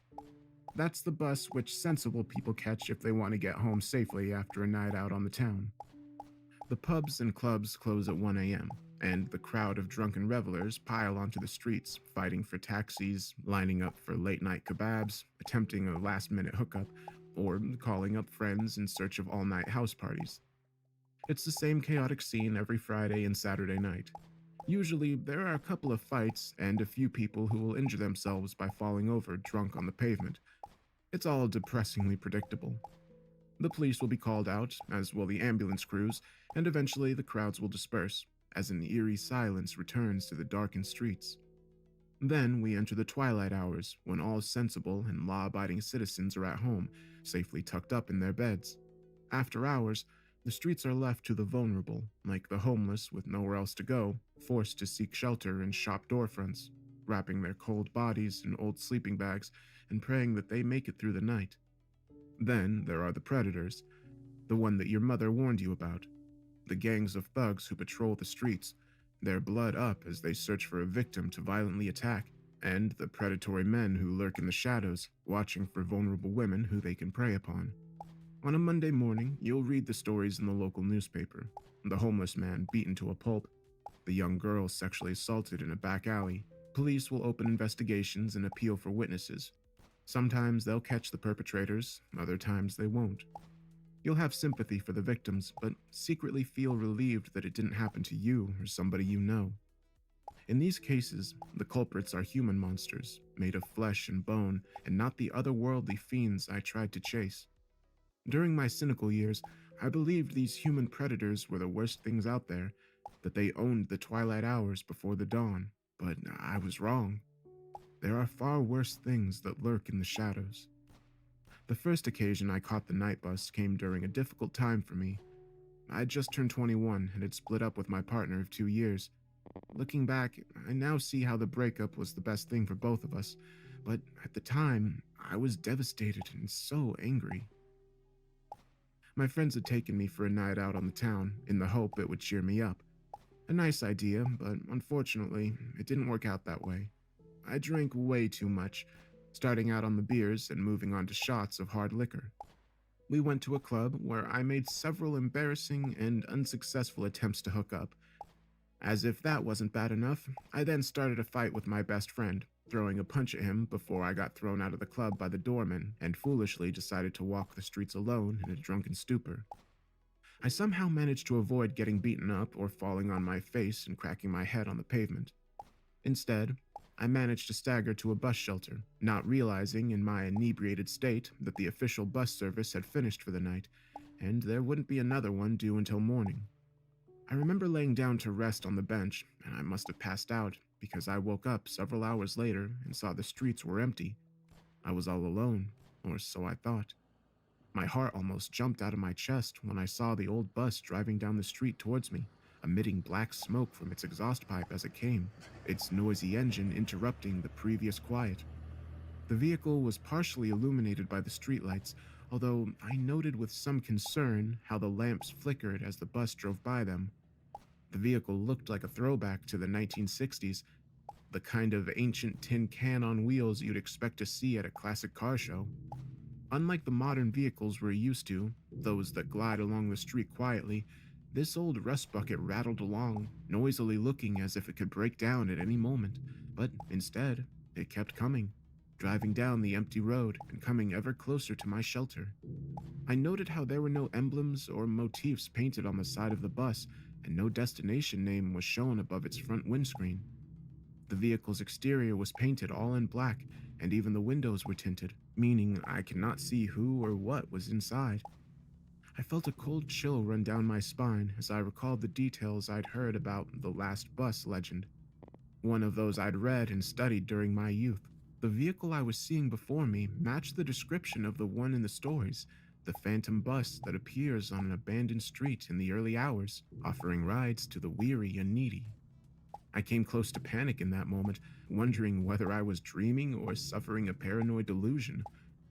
I'd spent so much of my youth chasing these legends, searching for any evidence that could prove the existence of something outside our own reality. But now that the truth was staring me in the face, a big part of me wanted to just up and run away.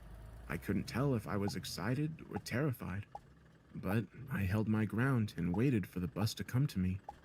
I stood up on my shaking feet as the bus pulled in beside my shelter, and despite the amount of alcohol I'd consumed, I suddenly felt quite sober. It seemed to take forever for the vehicle to park and for the creaking door to swing open. When it did, I was confronted by a friendly middle-aged man wearing a neat blue uniform while he sat behind the wheel, driving his bus to an unspecified location. He smiled down at me, his eyes twinkling in a welcoming fashion. Then he opened his mouth and spoke in a soft, almost fatherly tone of voice, saying, "Good evening, my friend. Are you coming on board?" I'd heard about the enigmatic driver before, but nevertheless, his appearance and whole demeanor took me off guard. I struggled to find the words to respond, stuttering my way through my reply. Where will you take me?" I inquired nervously. "Home. The driver responded with a reassuring smile. I'll take you home. Eventually. But life isn't about the destination. It's about the journey. Sometimes you need to take a leap of faith. So what do you say, my young friend? Will you ride with us?" I'll admit to being scared in that moment, terrified in fact.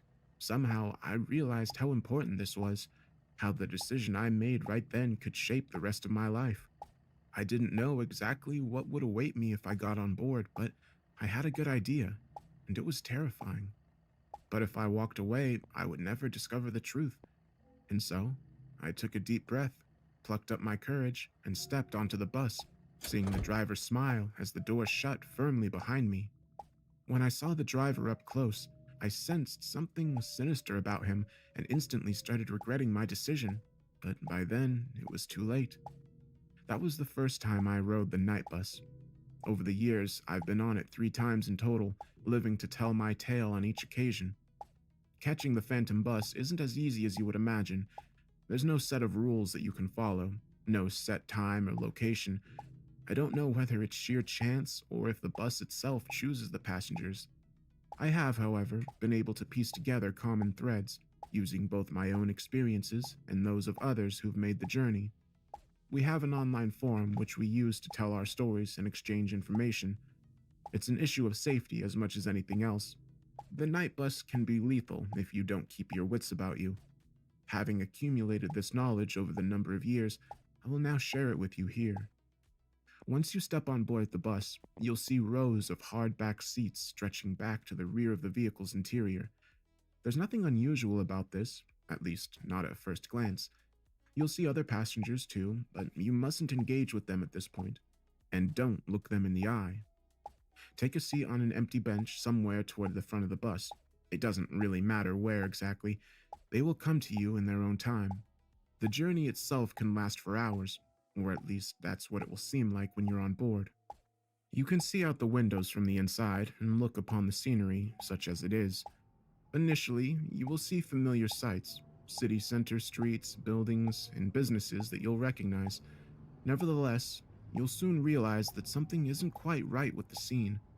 The streets will be totally abandoned, with no traffic or pedestrians anywhere to be seen. There won't be any businesses open or lights emanating from anywhere along the road.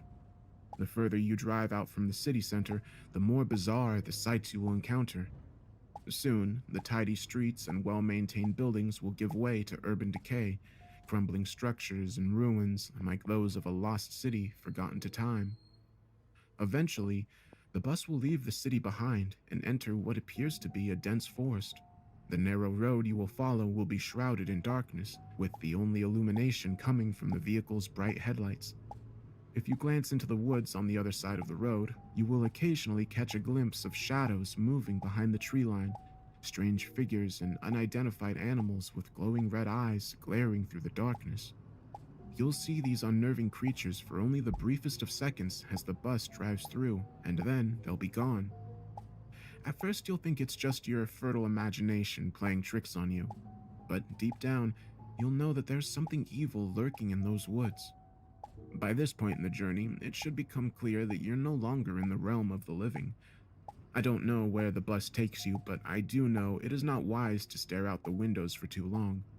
What lurks out there can drive you mad, and besides, your focus should be on those inside the bus, as they pose the more immediate threat.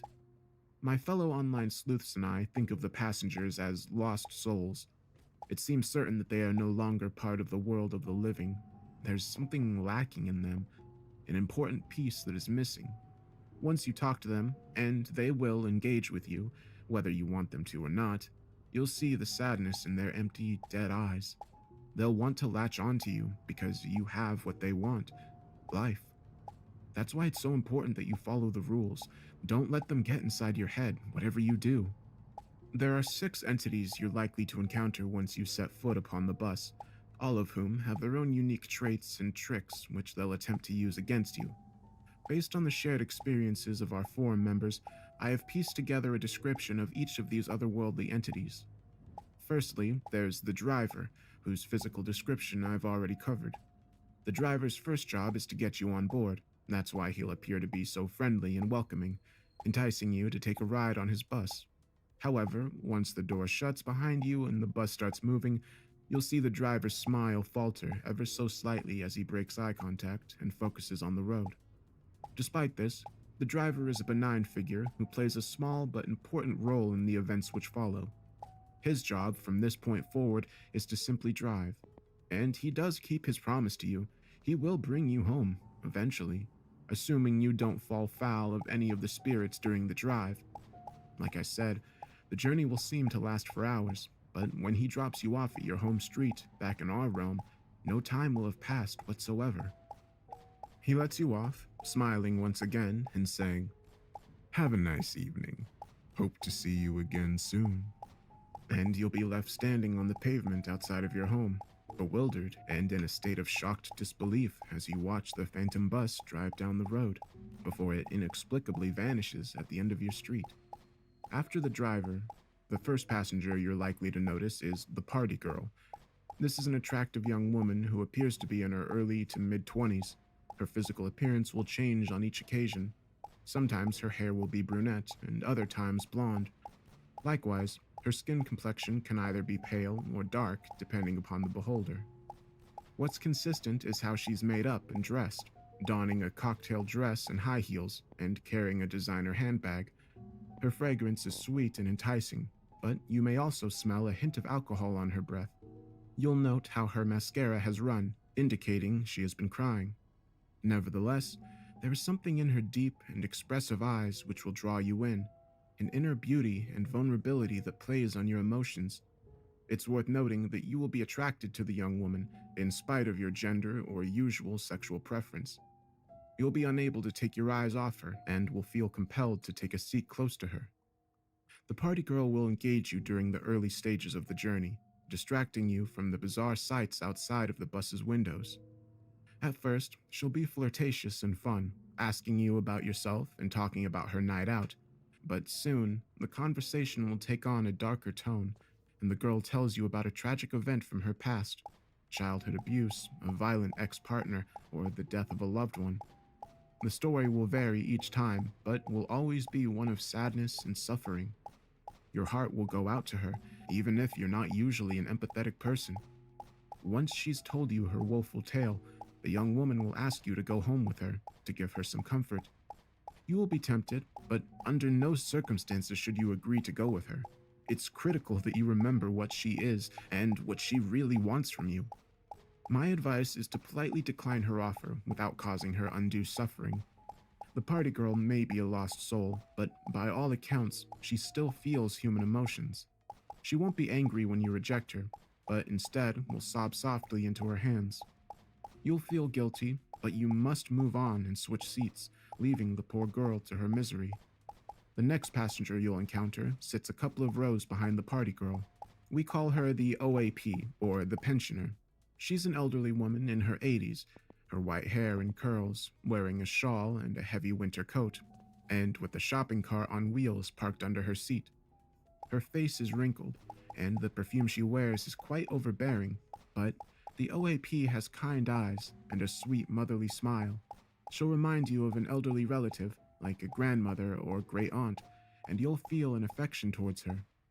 A woman of her age and appearance is the last person you'd expect to find riding a bus during the early hours of the morning, and yet, here she is, another lost soul trapped on a journey that never ends. The OAP will speak with you in a kindly, wholesome fashion, asking about your life and family, while also entertaining you with anecdotes from her long and interesting life. You truly will feel at ease talking with her, but you mustn't forget what she really is. The conversation will end with the woman asking you to accompany her home to help her with shopping or something like that. She'll offer to prepare you something to eat, your favorite meal or snack, whatever that may be, and she'll offer to put you up for the night. Again, you'll be tempted, but you must say no. On this occasion, it doesn't matter how politely you refuse her offer. Whatever you say or do, she will react with absolute fury, screaming every obscenity under the sun as her face screws up in anger. It's the last thing you would expect from a seemingly sweet old lady, but this is what will happen. As soon as she launches into her hateful tirade, you should leave your seat and move further down the bus, and you would be wise not to engage with her again for the rest of the journey. The next passenger you'll meet is a scruffy, middle-aged man known as the drunkard. He sits close to the back of the bus and is perhaps the type you would expect to find on a late-night service. I wouldn't recommend sitting too close to the drunkard, if only because he smells pretty bad, his breath stinking of alcohol and cigarettes. You'll note how his old clothes are soiled and torn, and his unkempt beard will be badly matted. You probably won't wish to engage with him, but the drunkard will begin a conversation with you regardless, and against your better judgment, you'll get drawn in. The drunkard will turn out to be surprisingly intelligent and insightful, seeking to educate you on such matters as religion, philosophy, and scientific theory. He'll tell you a story in the form of a parable or fable, one with a dark twist to it. When I first met the drunk, he recounted to me the tale of the frog and the scorpion, one that demonstrates the cruel and destructive nature of life. Next, he'll remove a silver hip flask from the inside of his jacket pocket and offer you a drink. Regardless of your alcoholic preferences, you'll be tempted to take a sip. The drink will smell sweet and inviting, but of course, you must refuse him. After you turn down the drink, the drunkard will shoot you an angry look before shaking his head and saying, You're a damn fool, a stupid child. You have no idea what you're dealing with. This is your cue to move on. Now, you'll notice how the first 3 passengers are trying to draw you in, using whatever charms or supernatural powers they have at their disposal. Their ultimate goal is to trick you into leaving the bus. Needless to say, you must not do this, not if you want to make it home. Nobody knows exactly what happens to those who fall into one of their traps. We do know that several members of our forum have vanished without a trace over the years, and my city has a long history of unexplained disappearances. The 4th passenger is different from the rest, however. He is a young male who sits on the back row whilst listening to headphones linked up to an 80s-style Walkman. We call him Headphones Guy, and it seems all he does is listen to music, his eyes closed as he taps his foot to the beat. The Headphones Guy will not attempt to engage with you or even acknowledge your presence. That's not to say he isn't dangerous, however. There was a member of our group who had a run-in with the guy. To be fair, it wasn't unprovoked. Feeling bold, my friend got right up in the passenger's face, waving his hands and clicking his fingers in an attempt to gain the spirit's attention. When this failed, he foolishly grabbed the guy's headphones, physically pulling them off his head. Predictably, the headphone guy didn't react well to this violation. In an instant, he jumped up from his chair, lashing out with his fist and knocking his assailant down in one punch. My friend remembers a sharp, intense pain in the back of his head before he blacked out. The next thing he remembers is waking up in his own bed the next morning with a broken nose and a nasty gash on the back of his head. He also found a note in his jeans pocket, crudely written on the back of an old bus ticket in what looked like dried blood. It read, "Do that again, I'll rip your head off." Unsurprisingly, my friend never rode the night bus again. I don't know what the headphone guy's deal is, but my advice is to leave him well alone. At this point, you're probably wondering why one would wish to catch the night bus at all, given how you'll be transported to a terrifying alternate reality and encounter otherworldly spirits who wish to trap you there. Well, the short answer is that no sane person would, bar a handful of crazed urban adventurers and amateur paranormal investigators such as myself. Most of us who have boarded the Phantom Bus have done so by accident, not realizing what they were getting themselves into until it was too late. And most of those who rode the bus once have no inclination to do so again. But those of us who do seek out the Phantom Bus for a second or third, or in my case, 4th occasion, well, we have our reasons. One reason, above all others in fact, we want to see the Harbinger and ask him our one permitted question. I'll regret my first ride on the bus for the rest of my days. Although I was drunk, I had enough wits about me to see off the various tricks used by the ghouls, but I wasn't prepared for him. The Harbinger is the only passenger who isn't already riding on the bus when you first get on. He comes later, after you've negotiated your way through the ghostly entities and you think the worst is behind you. The first thing you'll notice is the burning cross mounted on top of darkened hillside, overlooking the road on the left-hand side. I remember the first time I saw that foreboding symbol and the immense fear I felt, as I knew something was coming. A moment after I spotted the cross, I was shocked to see the bus was slowing down, pulling over to the side of the road and parking up in a lay-by. Next, the driver operated the swing door at the front of the bus, opening it to whatever lay on the other side. The terror almost overwhelmed me as I thought of the horrors that lurked within the Shadowlands, of the creatures and demons hiding in the haunted woods and hillsides. I recall looking to the other passengers, somehow hoping these devious spirits would offer me some protection from whatever was coming, but instead, their heads were down as they maintained a solemn silence. Realizing I was on my own, I glanced out the window to witness a sight which chilled me to the very bone. There was a small, covered shelter by the roadside, almost covered by overgrown vegetation and only just visible in the dim light. And within this seemingly abandoned bus shelter stood a tall, hooded figure, a sinister individual with his face covered and his considerable frame hidden underneath a long and dark robe. The mystery man remained still and silent, although I soon spotted the animal by his side, a large black dog that snarled aggressively through a snout filled with razor-sharp teeth. As it glared at me with hungry and predatory eyes, only a thin glass pane separating me from him. I imagined the hound breaking loose, ascending the steps and charging down the aisle before burying its razor-sharp fangs into my soft flesh. Thankfully, the dog's master retained control of his beast, although I was far from out of danger. I also noticed how hot and stifling it suddenly became, as an almost unbearable heat wave hit me. Meanwhile, the bus remained parked for what seemed like an eternity, its door ajar as the driver waited to see whether his passenger would get on. Now, I've since learned that the hooded figure we call the Harbinger will do one of two things at this point. Either he will remain rooted to the spot until eventually the driver will say something like, Well, not tonight then. before he closes the door and drives on. From what I've been able to gather from both my experiences and those of my contemporaries, this is what happens most of the time. 2 times out of 3, the Harbinger won't step out from the bus shelter, and that will be the end of it.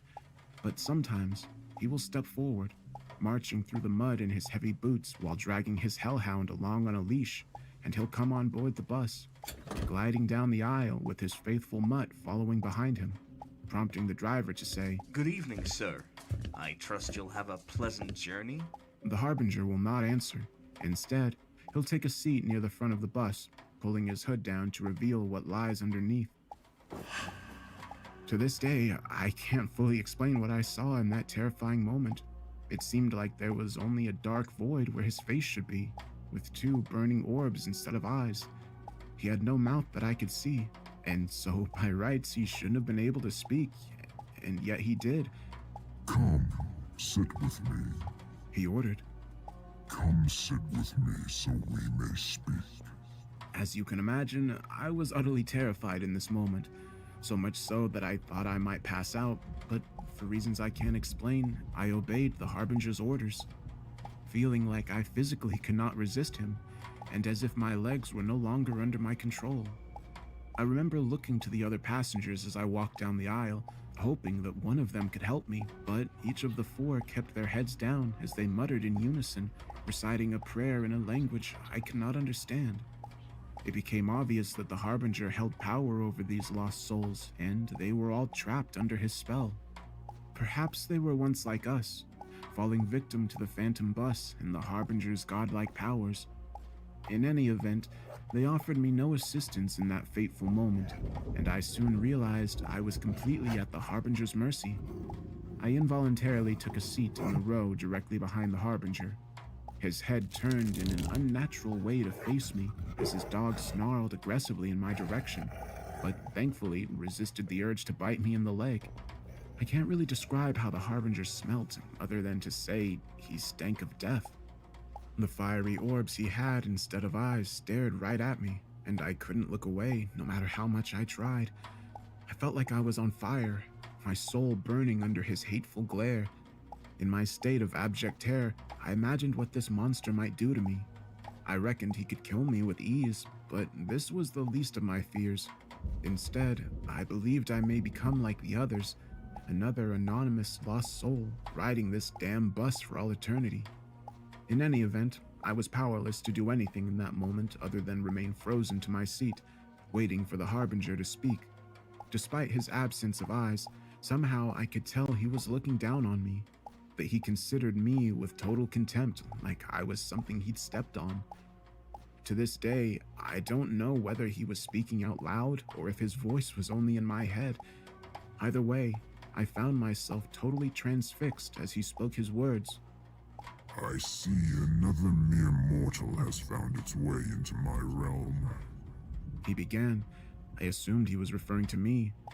I'll confess to having little time for your contemptible and weak race. Nevertheless, I must respect the bravery of the odd individuals such as yourself. Not many have the courage to come to this dark place. For this reason, I will grant you safe passage, and I will answer your one question. Ask me what you will, and I will impart to you my infinite knowledge. Now, this is a moment I've replayed over and over again in my head over the years. I literally could have asked the Harbinger anything. The winning lottery numbers, who killed JFK, the meaning of life. He sees and knows everything, and the possibilities are limitless. One of the guys on our forum asked the Harbinger how he would die and was told that his vices would kill him within 6 months. Well, this guy was an addict, but he laughed off the Harbinger's warning and continued using. 6 months later, he was dead from an overdose. And then there was a young woman who, at the time of her encounter with the Harbinger, was stuck in an abusive and controlling relationship. She asked the entity what would happen if she stayed with her asshole boyfriend. Well, she was told her life would end unless she broke off the relationship. This proved to be the motivation she needed to leave him, and about a year later, the bastard was arrested for murdering another girl and ultimately sentenced to life in prison. But of course, I didn't know any of this at the time. I felt nothing but pure terror as I sat frozen to my seat, quaking in my boots as the Harbinger glared down upon me with disgust. In that chilling moment, I could only think of one question to ask, which I stuttered out from my trembling lips. What are you?" I swore I could hear the creature scoff with contempt before he gave his answer. My poor child. Alas, you humans will never fully comprehend what I am and what I represent. Nevertheless, I owe you an answer, and I shall explain in the simplest of terms. I am the past, the present, and the future. I see all from where I stand, and yet I have sworn not to intervene in the mortal realm. He paused momentarily, turning his burning orbs toward the darkened landscape outside the window. This world you see before me is my kingdom, my domain. I offer sanctuary to those who have nowhere else to go, giving a home to those lost souls trapped between the mortal and eternal realms. Perhaps you will come here one day and become a permanent resident of my dark realm, or perhaps not. You could have inquired after your ultimate fate, of course, but you chose not to do so. But I have answered your one permitted question and fulfilled my obligation. And now, my child, I will bid you farewell. With that, he rose from his chair and summoned his hound, gliding down the aisle as he made for the exit. I was flabbergasted and in a state of shock. I still had so many questions to ask, and I opened my mouth without thinking. "Wait!" I called after him, instantly regretting my decision to speak. The Harbinger turned sharply, his orb-like eyes burning ever fiercer, his howl growling as it bared its sharp teeth, pulling on its lead as it tried to get at me. When the Harbinger spoke again, his tone became angry and threatening. Heed my warning, you damn fool. I have tolerated your presence in my realm thus far. Do not test my patience. I can inflict pain upon you which goes beyond your worst nightmares. I will not hesitate to do so if you break my rules again. I felt all the blood drain from my face, and my whole body shook uncontrollably as sheer terror overcame me. Needless to say, I did not utter another word. Instead, I watched on in shocked awe as the Harbinger glided down the aisle, dragging his snarling hellhound with him. The driver brought the bus to a slow halt to allow the godlike creature to disembark. I began to feel pangs of relief as I thought my ordeal was nearly over, but there was one last twist to his macabre episode. As the Harbinger stepped off the bus, my fellow passengers suddenly shot up from their seats, all simultaneously turning in my direction. To my horror, I saw their eyes had turned jet black and their mouths were wide open, revealing gaping black holes. It seemed like they were trying to scream and yet no sound was emitted. And then I saw what was lurking in the darkened woods on the other side of the road. Hundreds of fiery red eyes emerging from the tree line, belonging to unholy beasts that howled like wolves in the night, every one focused upon our bus. I screamed out in terror, fearing that the Harbinger had changed his mind and was summoning his hellish minions to tear me apart. The howling rapidly increased, becoming so loud that I was nearly deafened. What happened next remains something of a blur in my memory. I recall the horrific din and the pressure built up inside my head until I thought my skull would explode. Suddenly, there was a blinding flash of light, forcing me to hide my eyes underneath my hands. A moment later, I opened my eyes again, only to discover that the beast had vanished, as had my ghoulish fellow passengers. I was the only one inside the bus, just me and the driver, as we continued down that lonely stretch of road. I have very little recollection of the rest of the journey.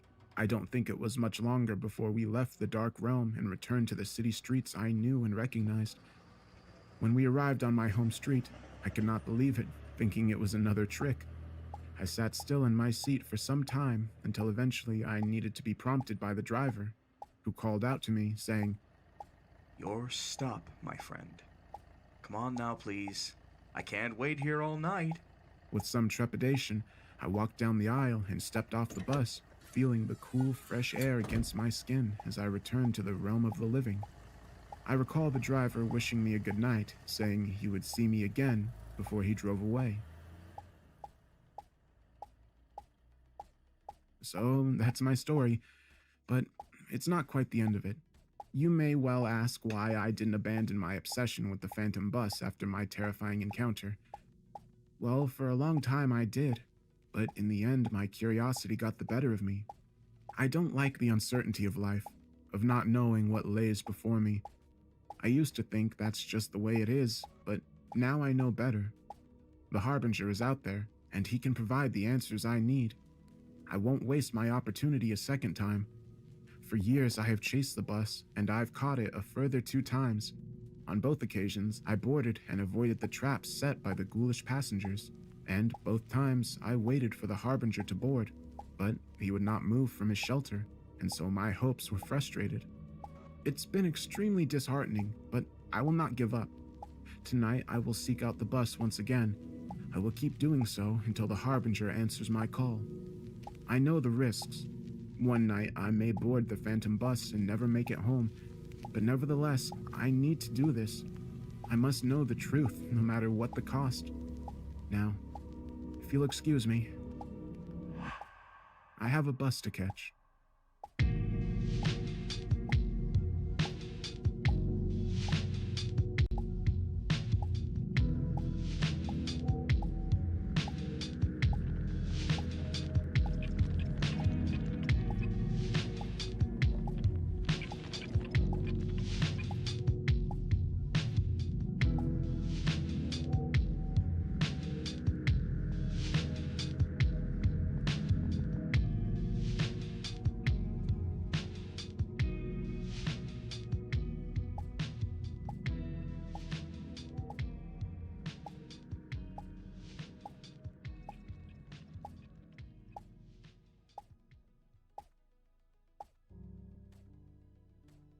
The following transcript is taken from a Garda missing persons report, dated December 5th, 2020.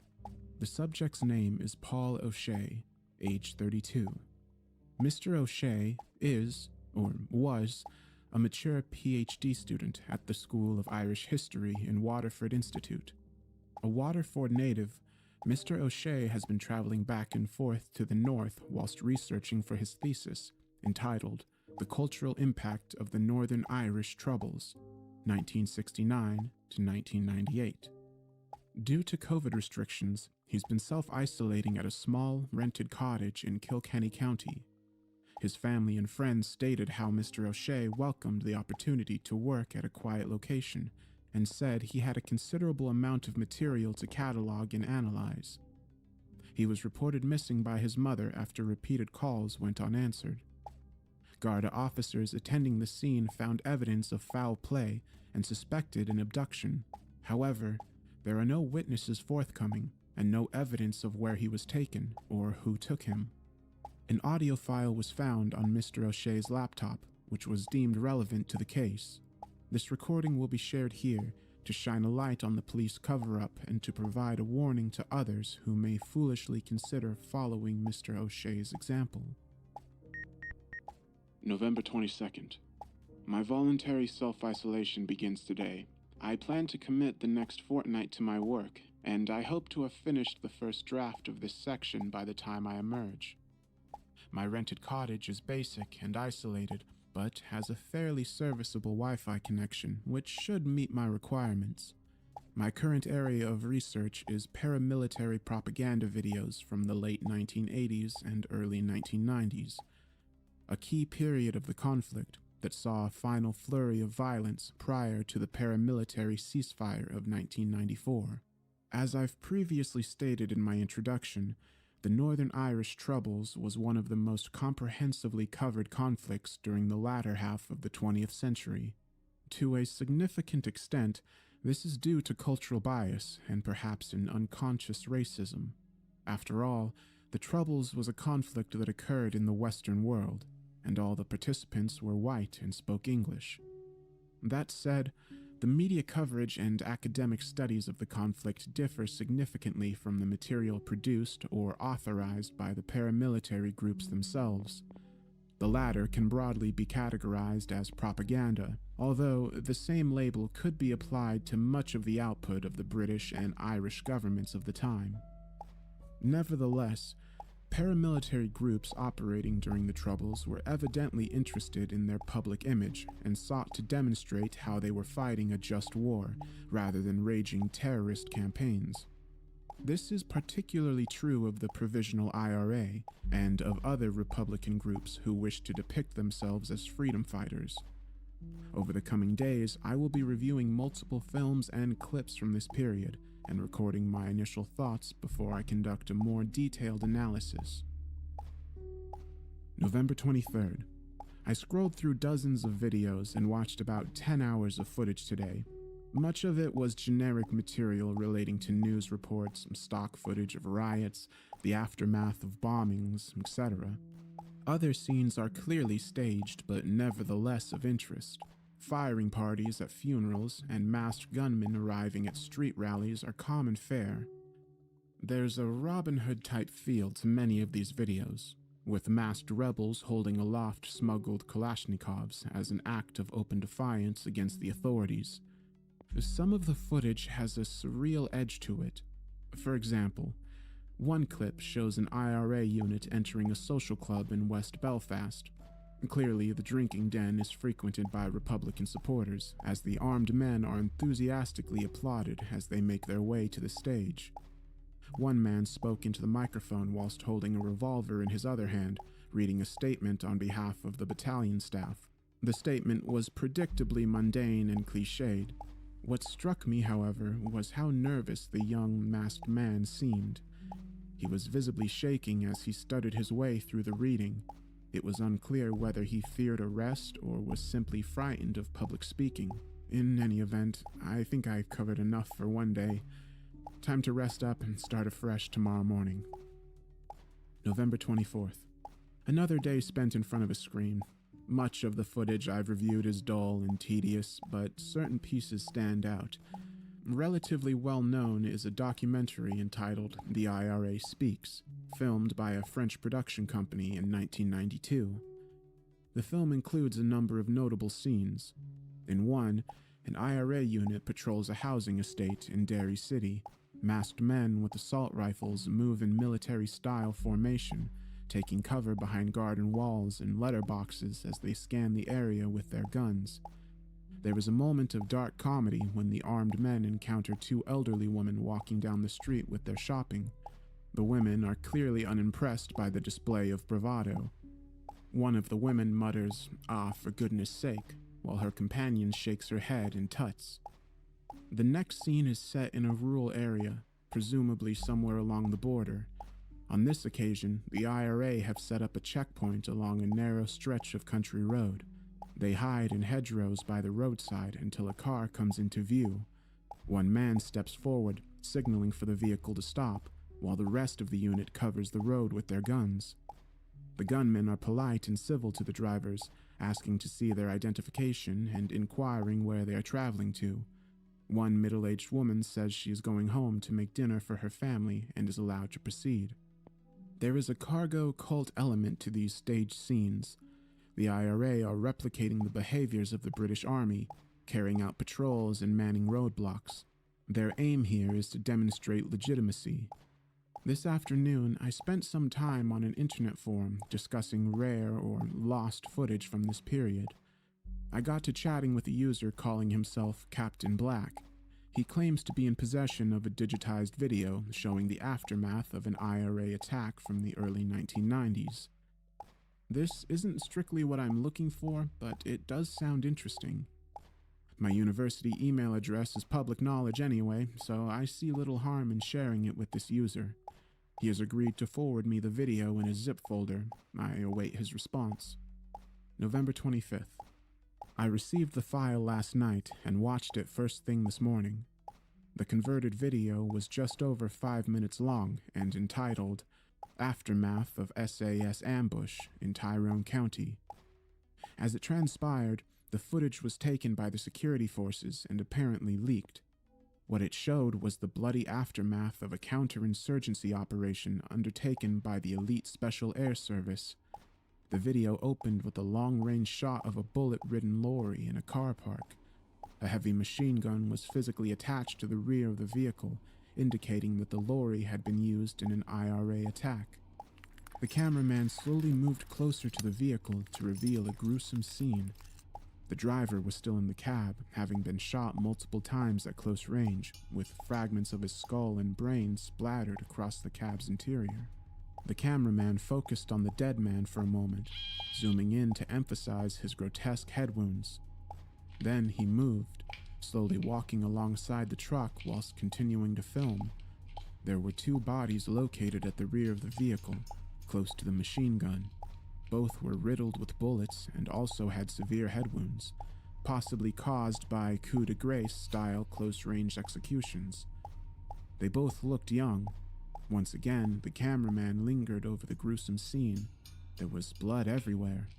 Next, he walked across the car park to reveal a 4th corpse. This man had apparently tried to flee from the scene and was shot multiple times in the back. I closed the video at this point and vowed never to watch it again. The bloody carnage left me feeling ill. Effectively, I just viewed a snuff video, and watching it made me feel like an accessory to a vile crime. I completed some research and linked the footage to a botched IRA operation in rural Tyrone County in the early 1990s, which resulted in the deaths of 4 IRA members at the hands of the SAS. The footage was originally filmed by the security forces as part of their investigation, but at some point, the video was leaked and copies found their way into loyalist circles, and eventually a digitized version ended up online. Obviously, this isn't the type of material I'm looking for in support of my thesis. Arguably, it has some merit from an academic point of view, but emotionally, I cannot deal with such visceral and voyeuristic footage. I don't wish to offend my anonymous donor, and so I sent a polite reply email, thanking him for the video, but explaining what sort of material I'm looking for to further my research. In the meantime, I will return to my work. November 25th. I received a response from Captain Black. His tone was apologetic. He seemed genuinely sorry that the post-ambush footage wasn't helpful to my work.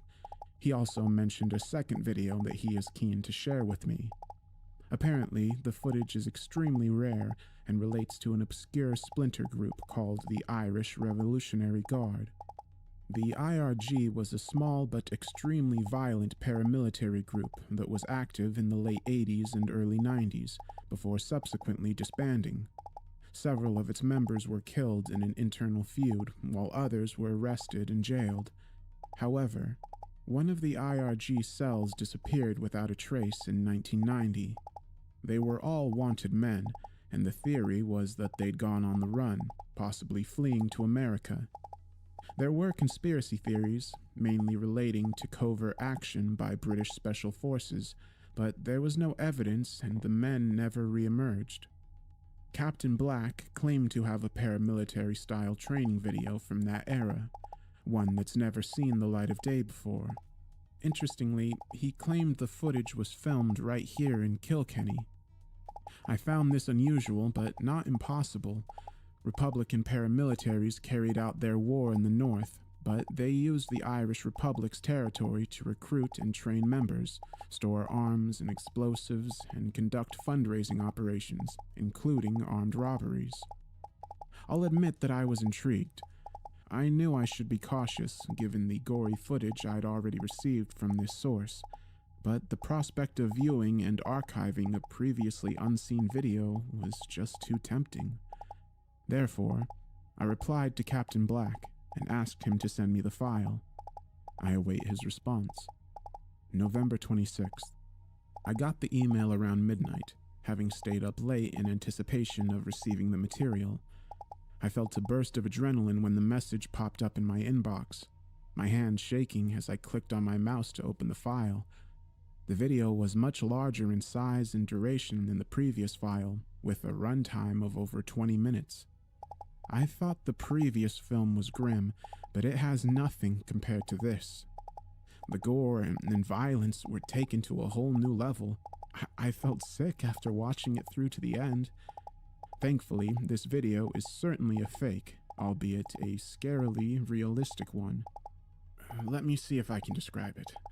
The film begins during daylight in a remote rural area. 3 paramilitary members can be seen marching through a rock-strewn field.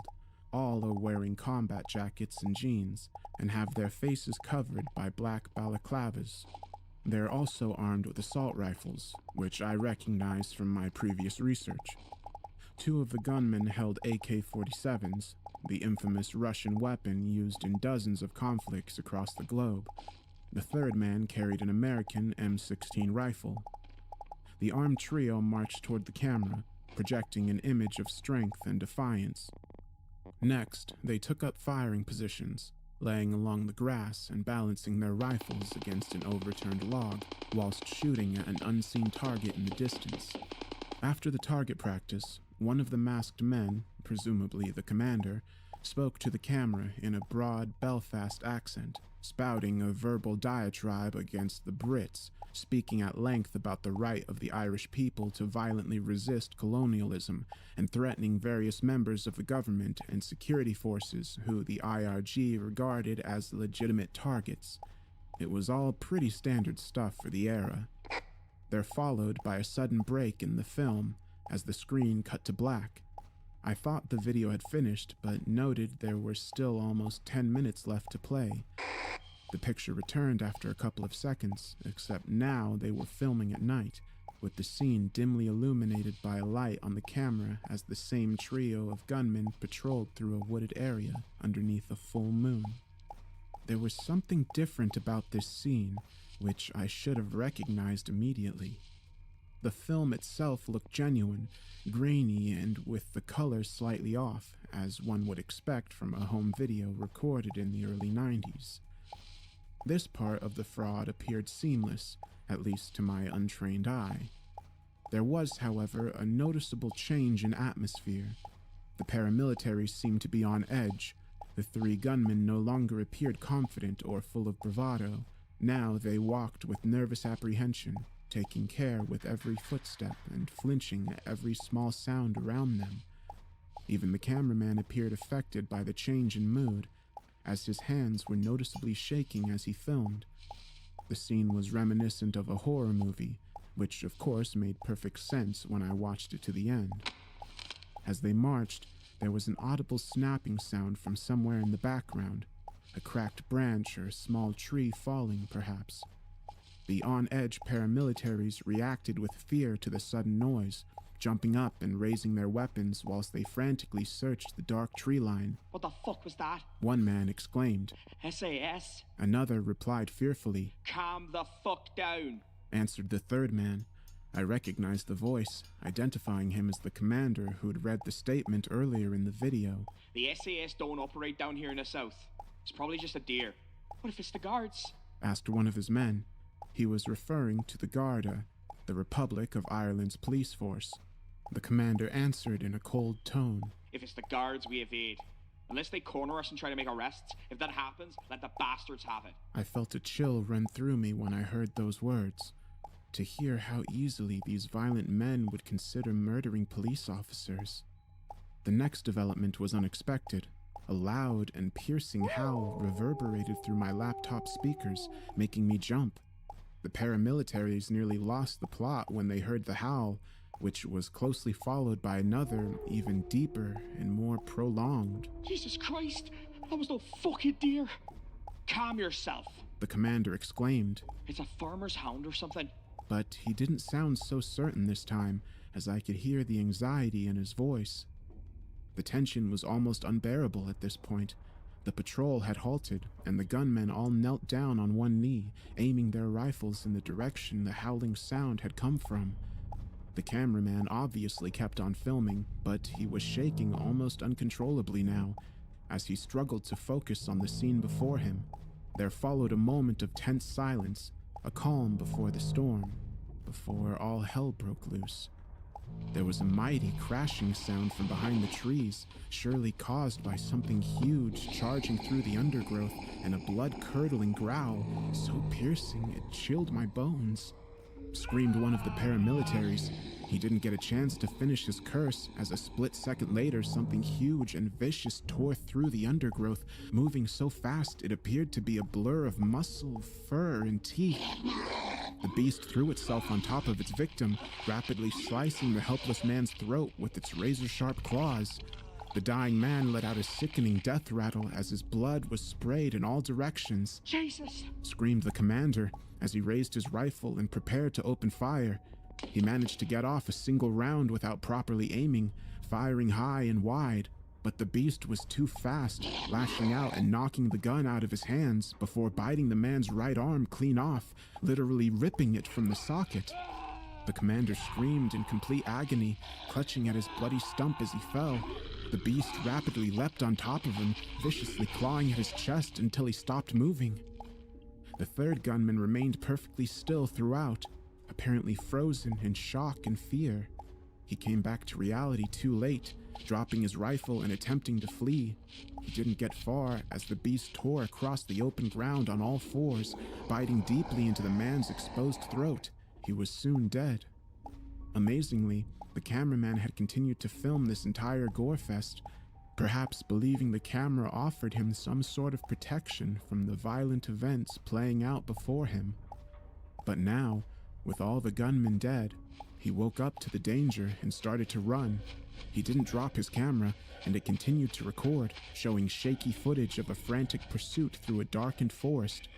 The cameraman's panicked breathing is clearly audible, along with the bloodthirsty growl of the beast as it chased him through the woods, closing in for the kill. Predictably, the cameraman didn't get away. Suddenly, the beast was in front of him, blocking his path. The cornered man raised his camera in a panic, shining the light to illuminate his attacker. At this point, I saw the beast clearly for the first time.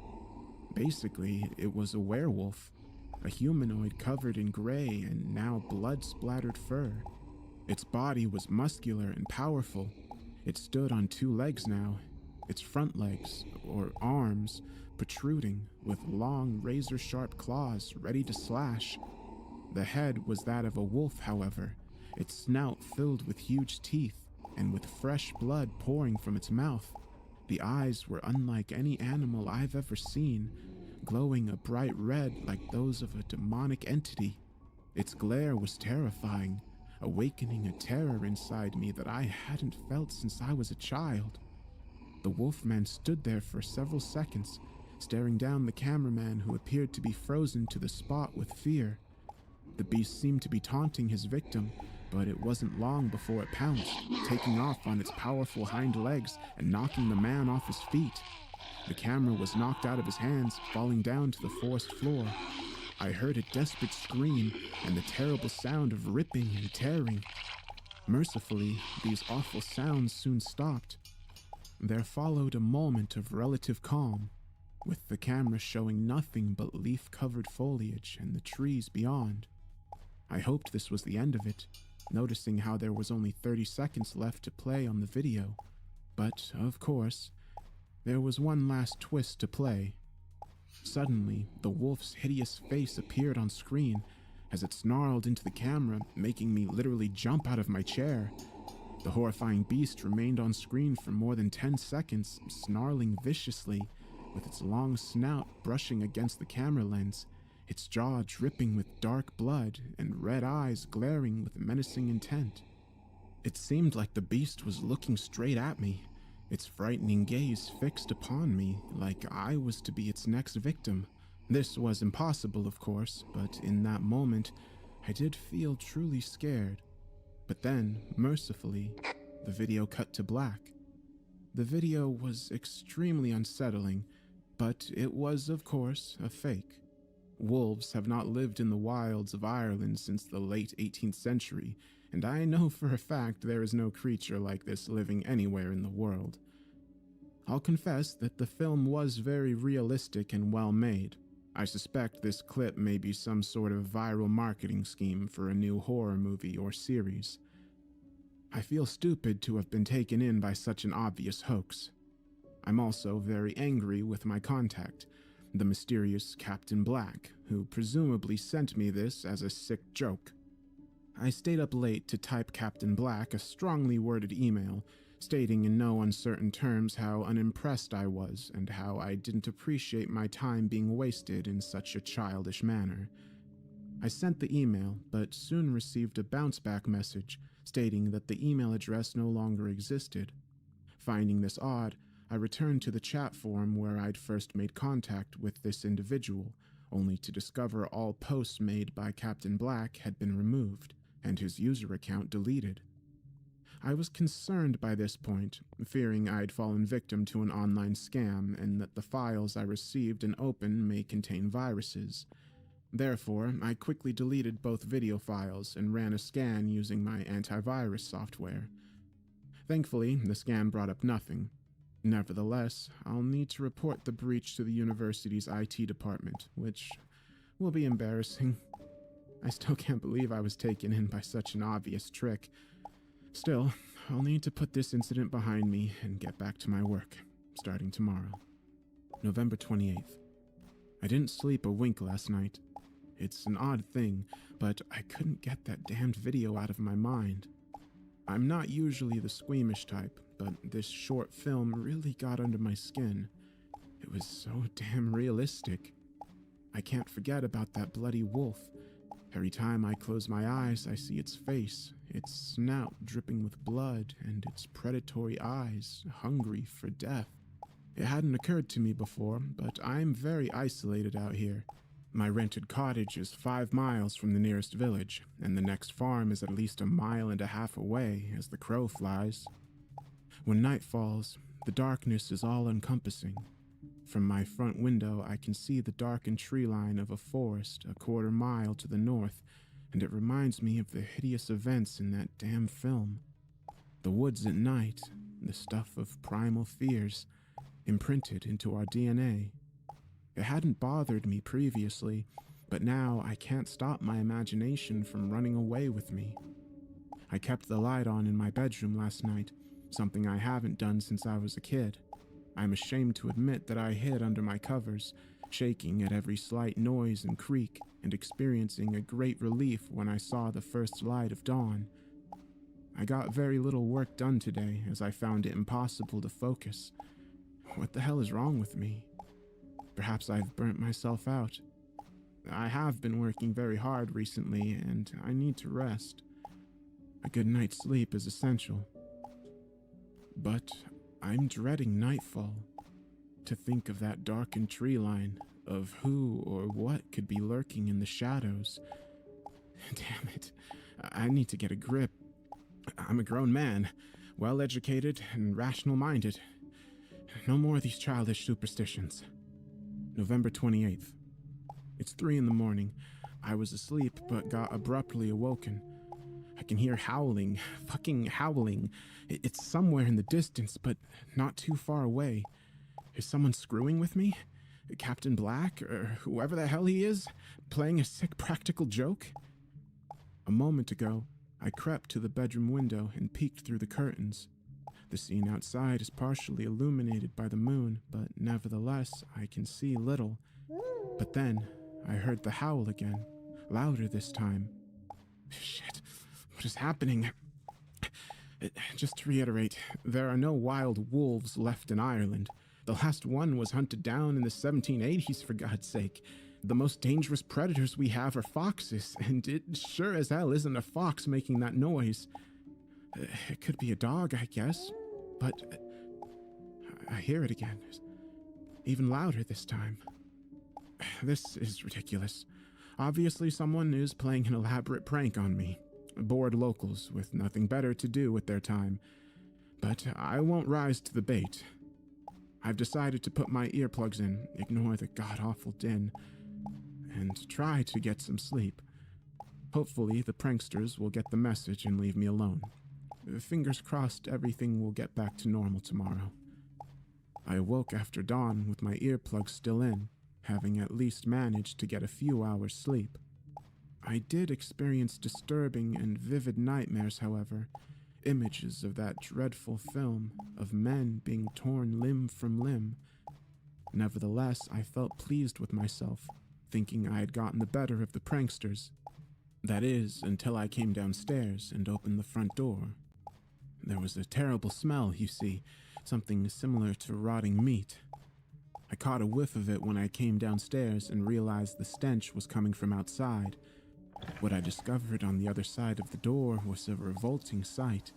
A pile of raw flesh, intestines, assorted internal organs, and God knows what else. These were the innards of at least one animal, and probably more than one. I retched at the sight, and the awful stench filled up my nostrils. Acidic bile forced its way up my throat. I was actually sick all over the doorstep. When I regained my senses, I soon determined that the bloody pile of organs had been purposefully placed right outside my door. Beyond the gross display lay a series of bloody paw prints, big ones, heading back towards the woods to the north. This has gone too far. I tried to ignore the miscreants in hopes that they would get bored and move on, but this latest stunt crossed the line, leaving me with no choice but to notify the authorities. Not that it's done me much good.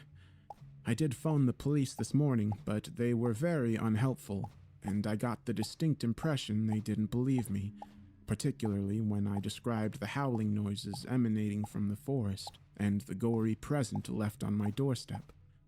They told me that it was likely a fox. I scoffed at the suggestion and insisted they send an officer to investigate. The dispatcher was evasive, however, stating that the nearest station was 45 minutes away from my location, and the force is stretched thin with enforcing COVID restrictions. It was left that they would send someone out when available. I waited hours, but eventually could not bear the stench in sight any longer, and I used a spade from the garden shed to scoop up the guts before burying the remains in the back garden. I felt better when this was done. Perhaps I was overreacting. Still, as the day goes on, I feel increasingly anxious about the prospect of spending another night here. I'm still convinced this is a hoax, but what I cannot understand is the connection between the video I received and whatever is occurring outside my rented cottage after dark. Surely it can't all be a coincidence, can it? There was little chance of me getting any serious work done today, and so, against my better judgment, I began to search the topic of Irish werewolves. What I discovered was disconcerting. My web search brought me to a site recording the history of Ossory, a medieval Gaelic kingdom which existed from the 1st century AD right up until the Norman invasion of Ireland during the 12th century. The territory of this ancient kingdom included Kilkenny County and parts of Louth County. Basically, this meant my little holiday cottage was right in the middle of what had once been Ossory. Being a history student, I already had some knowledge of the ancient Gaelic kingdoms, even though this wasn't my area of specialism. What I didn't know about, however, was the legend of the werewolves of Ossory. As I've previously stated, wolves are long since extinct in Ireland, but the island was once plagued by roving packs, and they were a serious enough threat that the Irish wolfhound was bred to hunt them. Wolf attacks on isolated farms and livestock continued at least up until the 1700s. Added to the mix were the Fianna warriors, ferocious mercenaries who roamed the countryside whilst wearing wolfskins and sporting lupin hairstyles. The legends of this era likely originated from these tales and became confused over the centuries. Nevertheless, there were numerous accounts of the Ossory werewolves throughout the Middle Ages in Irish, English, and Norse works. One story in particular captured my attention, however, sending a cold chill down my spine when I read it. The story was allegedly told by a priest who had been traveling from Ulster in the north to Waterford on Ireland's southern coast sometime during the 9th century. One night, he was traveling alone through a darkened forest within the borders of Ossory and encountered a hideous creature, half man and half wolf. The monster stood on 2 legs, blocking his path through the wood. To the priest's surprise, the creature spoke to him in the Gaelic tongue, describing how he'd once been a man but had committed heinous crimes against the innocent. As a punishment, he was cursed by a warlock chieftain and magically transformed into his current state, part man, part beast. What's more, the wretched creature's soul was trapped for all eternity between this world and the next, with the warlock's curse condemning him to return to these lands in a physical form once every generation, so he could hunt during the cycle of the moon. Having told his story, the beast is said to have advanced upon the priest with its claws unsheathed, determined to make him his latest victim. However, the holy man remained steadfast, standing his ground and raising his wooden crucifix whilst reciting the Lord's Prayer, thus forcing the unholy creature to retreat. As I dug deeper, I discovered websites run by so-called cryptozoologists and demonologists. These people claim to have traced the history of this legendary beast, pointing to numerous stories recorded over the course of centuries, tales of unidentified creatures roaming the lands, slaughtered livestock, and unexplained disappearances of both children and adults.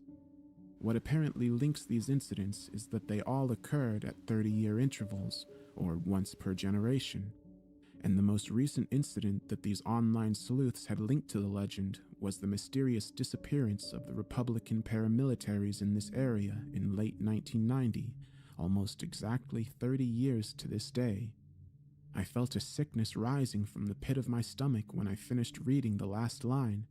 For a fleeting moment, I wondered if there could be some truth to this legend, given all I'd heard and seen over the past 36 hours. Had my watchings of that lost video unleashed an ancient curse, making me the target of this supernatural beast? For a while, I actually feared this was the case, and I did consider packing up my car and getting the hell out of there. Luckily, I've had a few hours now to think things over and regain my senses. I'm an academic, a man of logic and scientific reasoning. It's ridiculous for me to even consider such superstitious nonsense. Yes, there have been incidents, and on the surface they do appear to be linked to this local legend, but this means nothing. Clearly, the pranksters are aware of the werewolf legend and have concocted this elaborate hoax to scare me. Granted, it's a lot of work to go through, but I guess there's little else to keep the locals occupied during the times of lockdown. In any event, I still have a week's lease left on this cottage and have no intention of being driven out on account of such childish antics. I'm going to put an end to this nonsense, one way or another. November 29th. It's 3 a.m. and they've started up again. The howling is louder even than last night. A few minutes ago, I looked out my bedroom window, noting the clear night sky and bright moonlight. I spotted a figure moving amongst the trees, a dark shadow, but it was definitely somebody. I have considered calling the police, but they were less than helpful last time. Besides, by the time they get here, the pranksters will likely be long gone. I'm going out to confront them. I'll take the shovel to defend myself with, and will use the torch function on my phone. With any luck, I'll catch one of the bastards red-handed. God in heaven, it's real. The beast, it's real. I was marching back towards the tree line and saw it coming at me, running on all fours. It all happened so fast. It jumped me, slashing with its claws. Somehow, I managed to strike it with the shovel, and I hit the creature, buying myself some time. I don't know how, but I made it back to the cottage, slamming and locking the front door behind me. I can't believe this is happening. Am I dreaming? Jesus, I'm bleeding. The fucker scratched my chest from nipple to nipple. What'll I do? Who the hell can I call? Fuck, I dropped my phone during the fight. I'm cut off. Totally on my own. Why didn't I take this seriously? I'm a damn fool. I can hear it roaming outside. I can see its dark figure through the windows. That low growl it makes as it searches for a way in. What the hell is it doing now? Jesus, it's attacking my car. It's slashing the tires and tearing up the engine. This thing is intelligent. It knows the car will be my last chance of escape. Now I'm trapped. I have a kitchen knife to defend myself with. That's all. It's gonna get in. I can hear it trying the back door. Did I lock it? Fuck. If anyone finds this recording, please tell... Oh my god! No, please!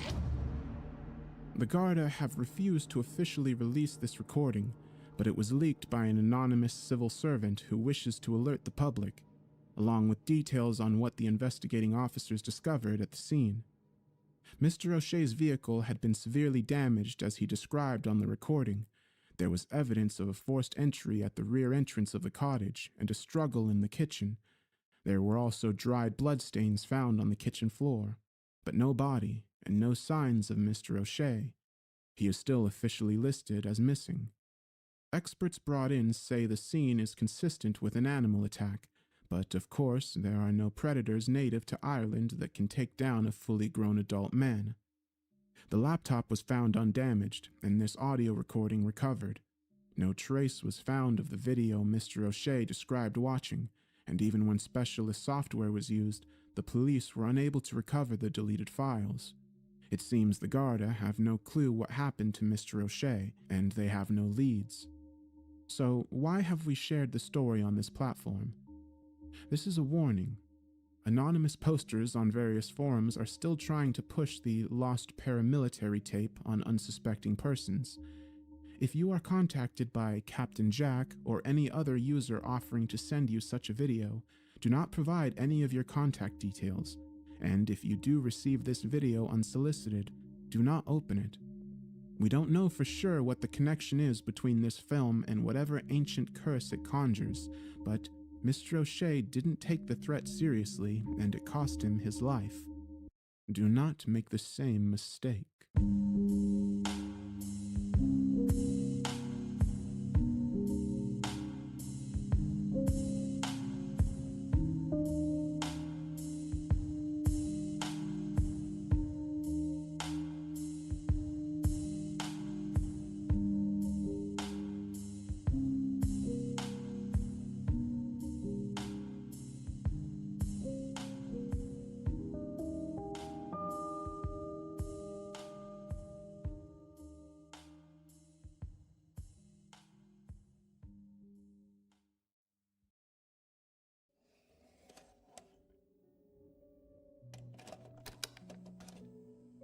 Due to the overwhelming number of requests I have received to tell about my discoveries and bizarre experiences in a cave not far from my home, I have created a webpage.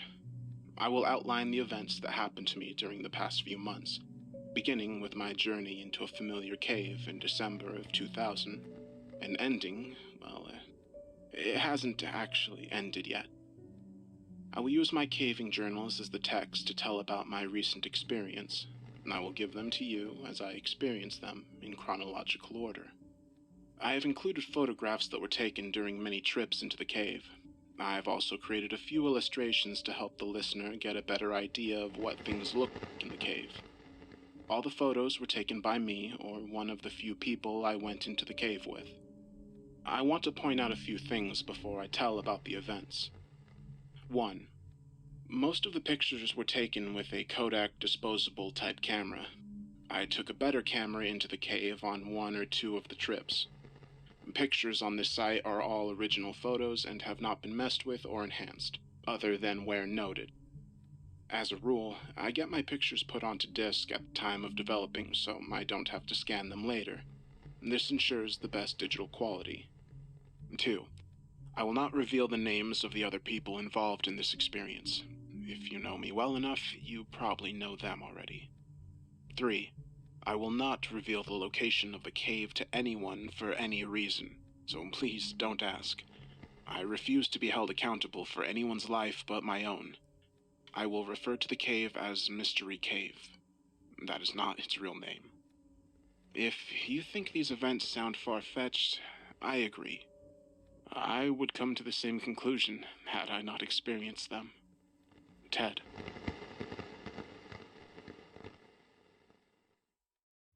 (12/30/2000). B and I decided to get in one more caving trip before the new year, so we set our sights on Mystery Cave. Not a spectacular cave, but since neither of us have been caving in a while, it would be nice to go to any cave. There was a small passage in the lower portion of the cave that I wanted to check out to see if it was possible to get past it. It had a small opening, but lots of air blowing out of it. Even though it was way too small to climb through, I had never even checked to see what was inside the passage.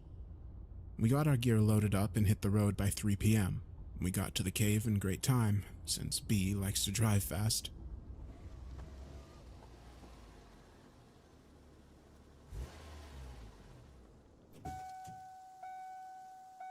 We anchored from the usual tree, began to rappel into the cave. I went down first and got my gear together while B came down. I will refer to B many times. We've been caving together for many months now. He was injured in a caving accident a few years ago and was told he would never walk again. Through hard work and perseverance, he not only walks, but he can get around very well in caves. The trickier parts of a cave might slow him down a bit, but he can make it. He patiently works through an obstacle until he gets past it. As for the reference to the small opening in the cave, there is a saying amongst cavers: if it blows, it goes. Meaning, if the passage has a good flow of air, it is probably worth investigating. After we explored all of the usual passages, we climbed down to check out the hole. The hole is located deep in the cave, near the lowest part of the cave. It is on the side of a cave wall, about 3 feet from the floor. To look inside the hole, I had to kneel down to duck under an overhang of rock. I used my backpack mini mag light and held it inside the hole to see what I could see. I was excited by what I saw. The wall around the hole was around 3 to 5 inches thick. It led into a tight passage. The passage opened up a bit just inside the hole. It continued back about 10 or 12 feet into a small crawl space. After that, it seemed to really open up. Although how much, we couldn't tell.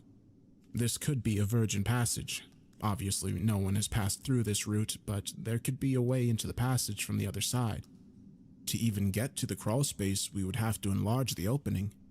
Currently, it's about the size of my fist. Once we get past the opening, we would have a tight crawl back to where it opened up. It would take some work, but we thought we could do it. We sat down for a few minutes to rest and contemplate our plan of attack. While we sat there in the darkness, we could hear the wind howling from the other side of the passage. It was a low, eerie noise. We could also hear a low rumble from time to time. No big deal, though. The cave is in the vicinity of a highway, and the heavy trucks drive on it. We figured the rumble was the effect of the trucks resonating through the rocks. We determined that our best plan would be to haul a cordless drill into the cave to drill into the rock. Then we could take a bullpen and a small sledgehammer and break up the rock. It seemed pretty straightforward. We would widen the hole big enough to squeeze in and see what was on the other side. The efforts to haul all of the equipment down to the hole would be a pain, but we hoped it would be worth it. I named the passage Floyd's Tomb, after Floyd Collins. It seemed to look like the tight spot where Floyd spent his last miserable days on Earth. Floyd Collins was a caver back in the early 1900s. He got stuck in a tight crawl space and was unable to free himself. It's an amazing story that is detailed in a book called Trapped, the story of Floyd Collins. I think that was the title. I don't recall the author. Calling our passage Floyd's Tomb was not only a tribute to Floyd, but a commentary of the size of the passage. In retrospect, it's funny how simple I thought it was going to be. I figured a few hours of work and we would be in. Had I known how long it was going to take, I doubt I would have even begun the project. Had I known what I was going to experience in the cave, I never would have returned. We gathered up our gear and headed for the surface. Normally, I couldn't care less if I ever came back into this cave. There's nothing special about it, but now I was psyched about getting back and getting through. We hadn't even left the cave and we were planning our return trip. The rest of the journal entry talked about the climb out of the cave, our dinner, and our trip back home.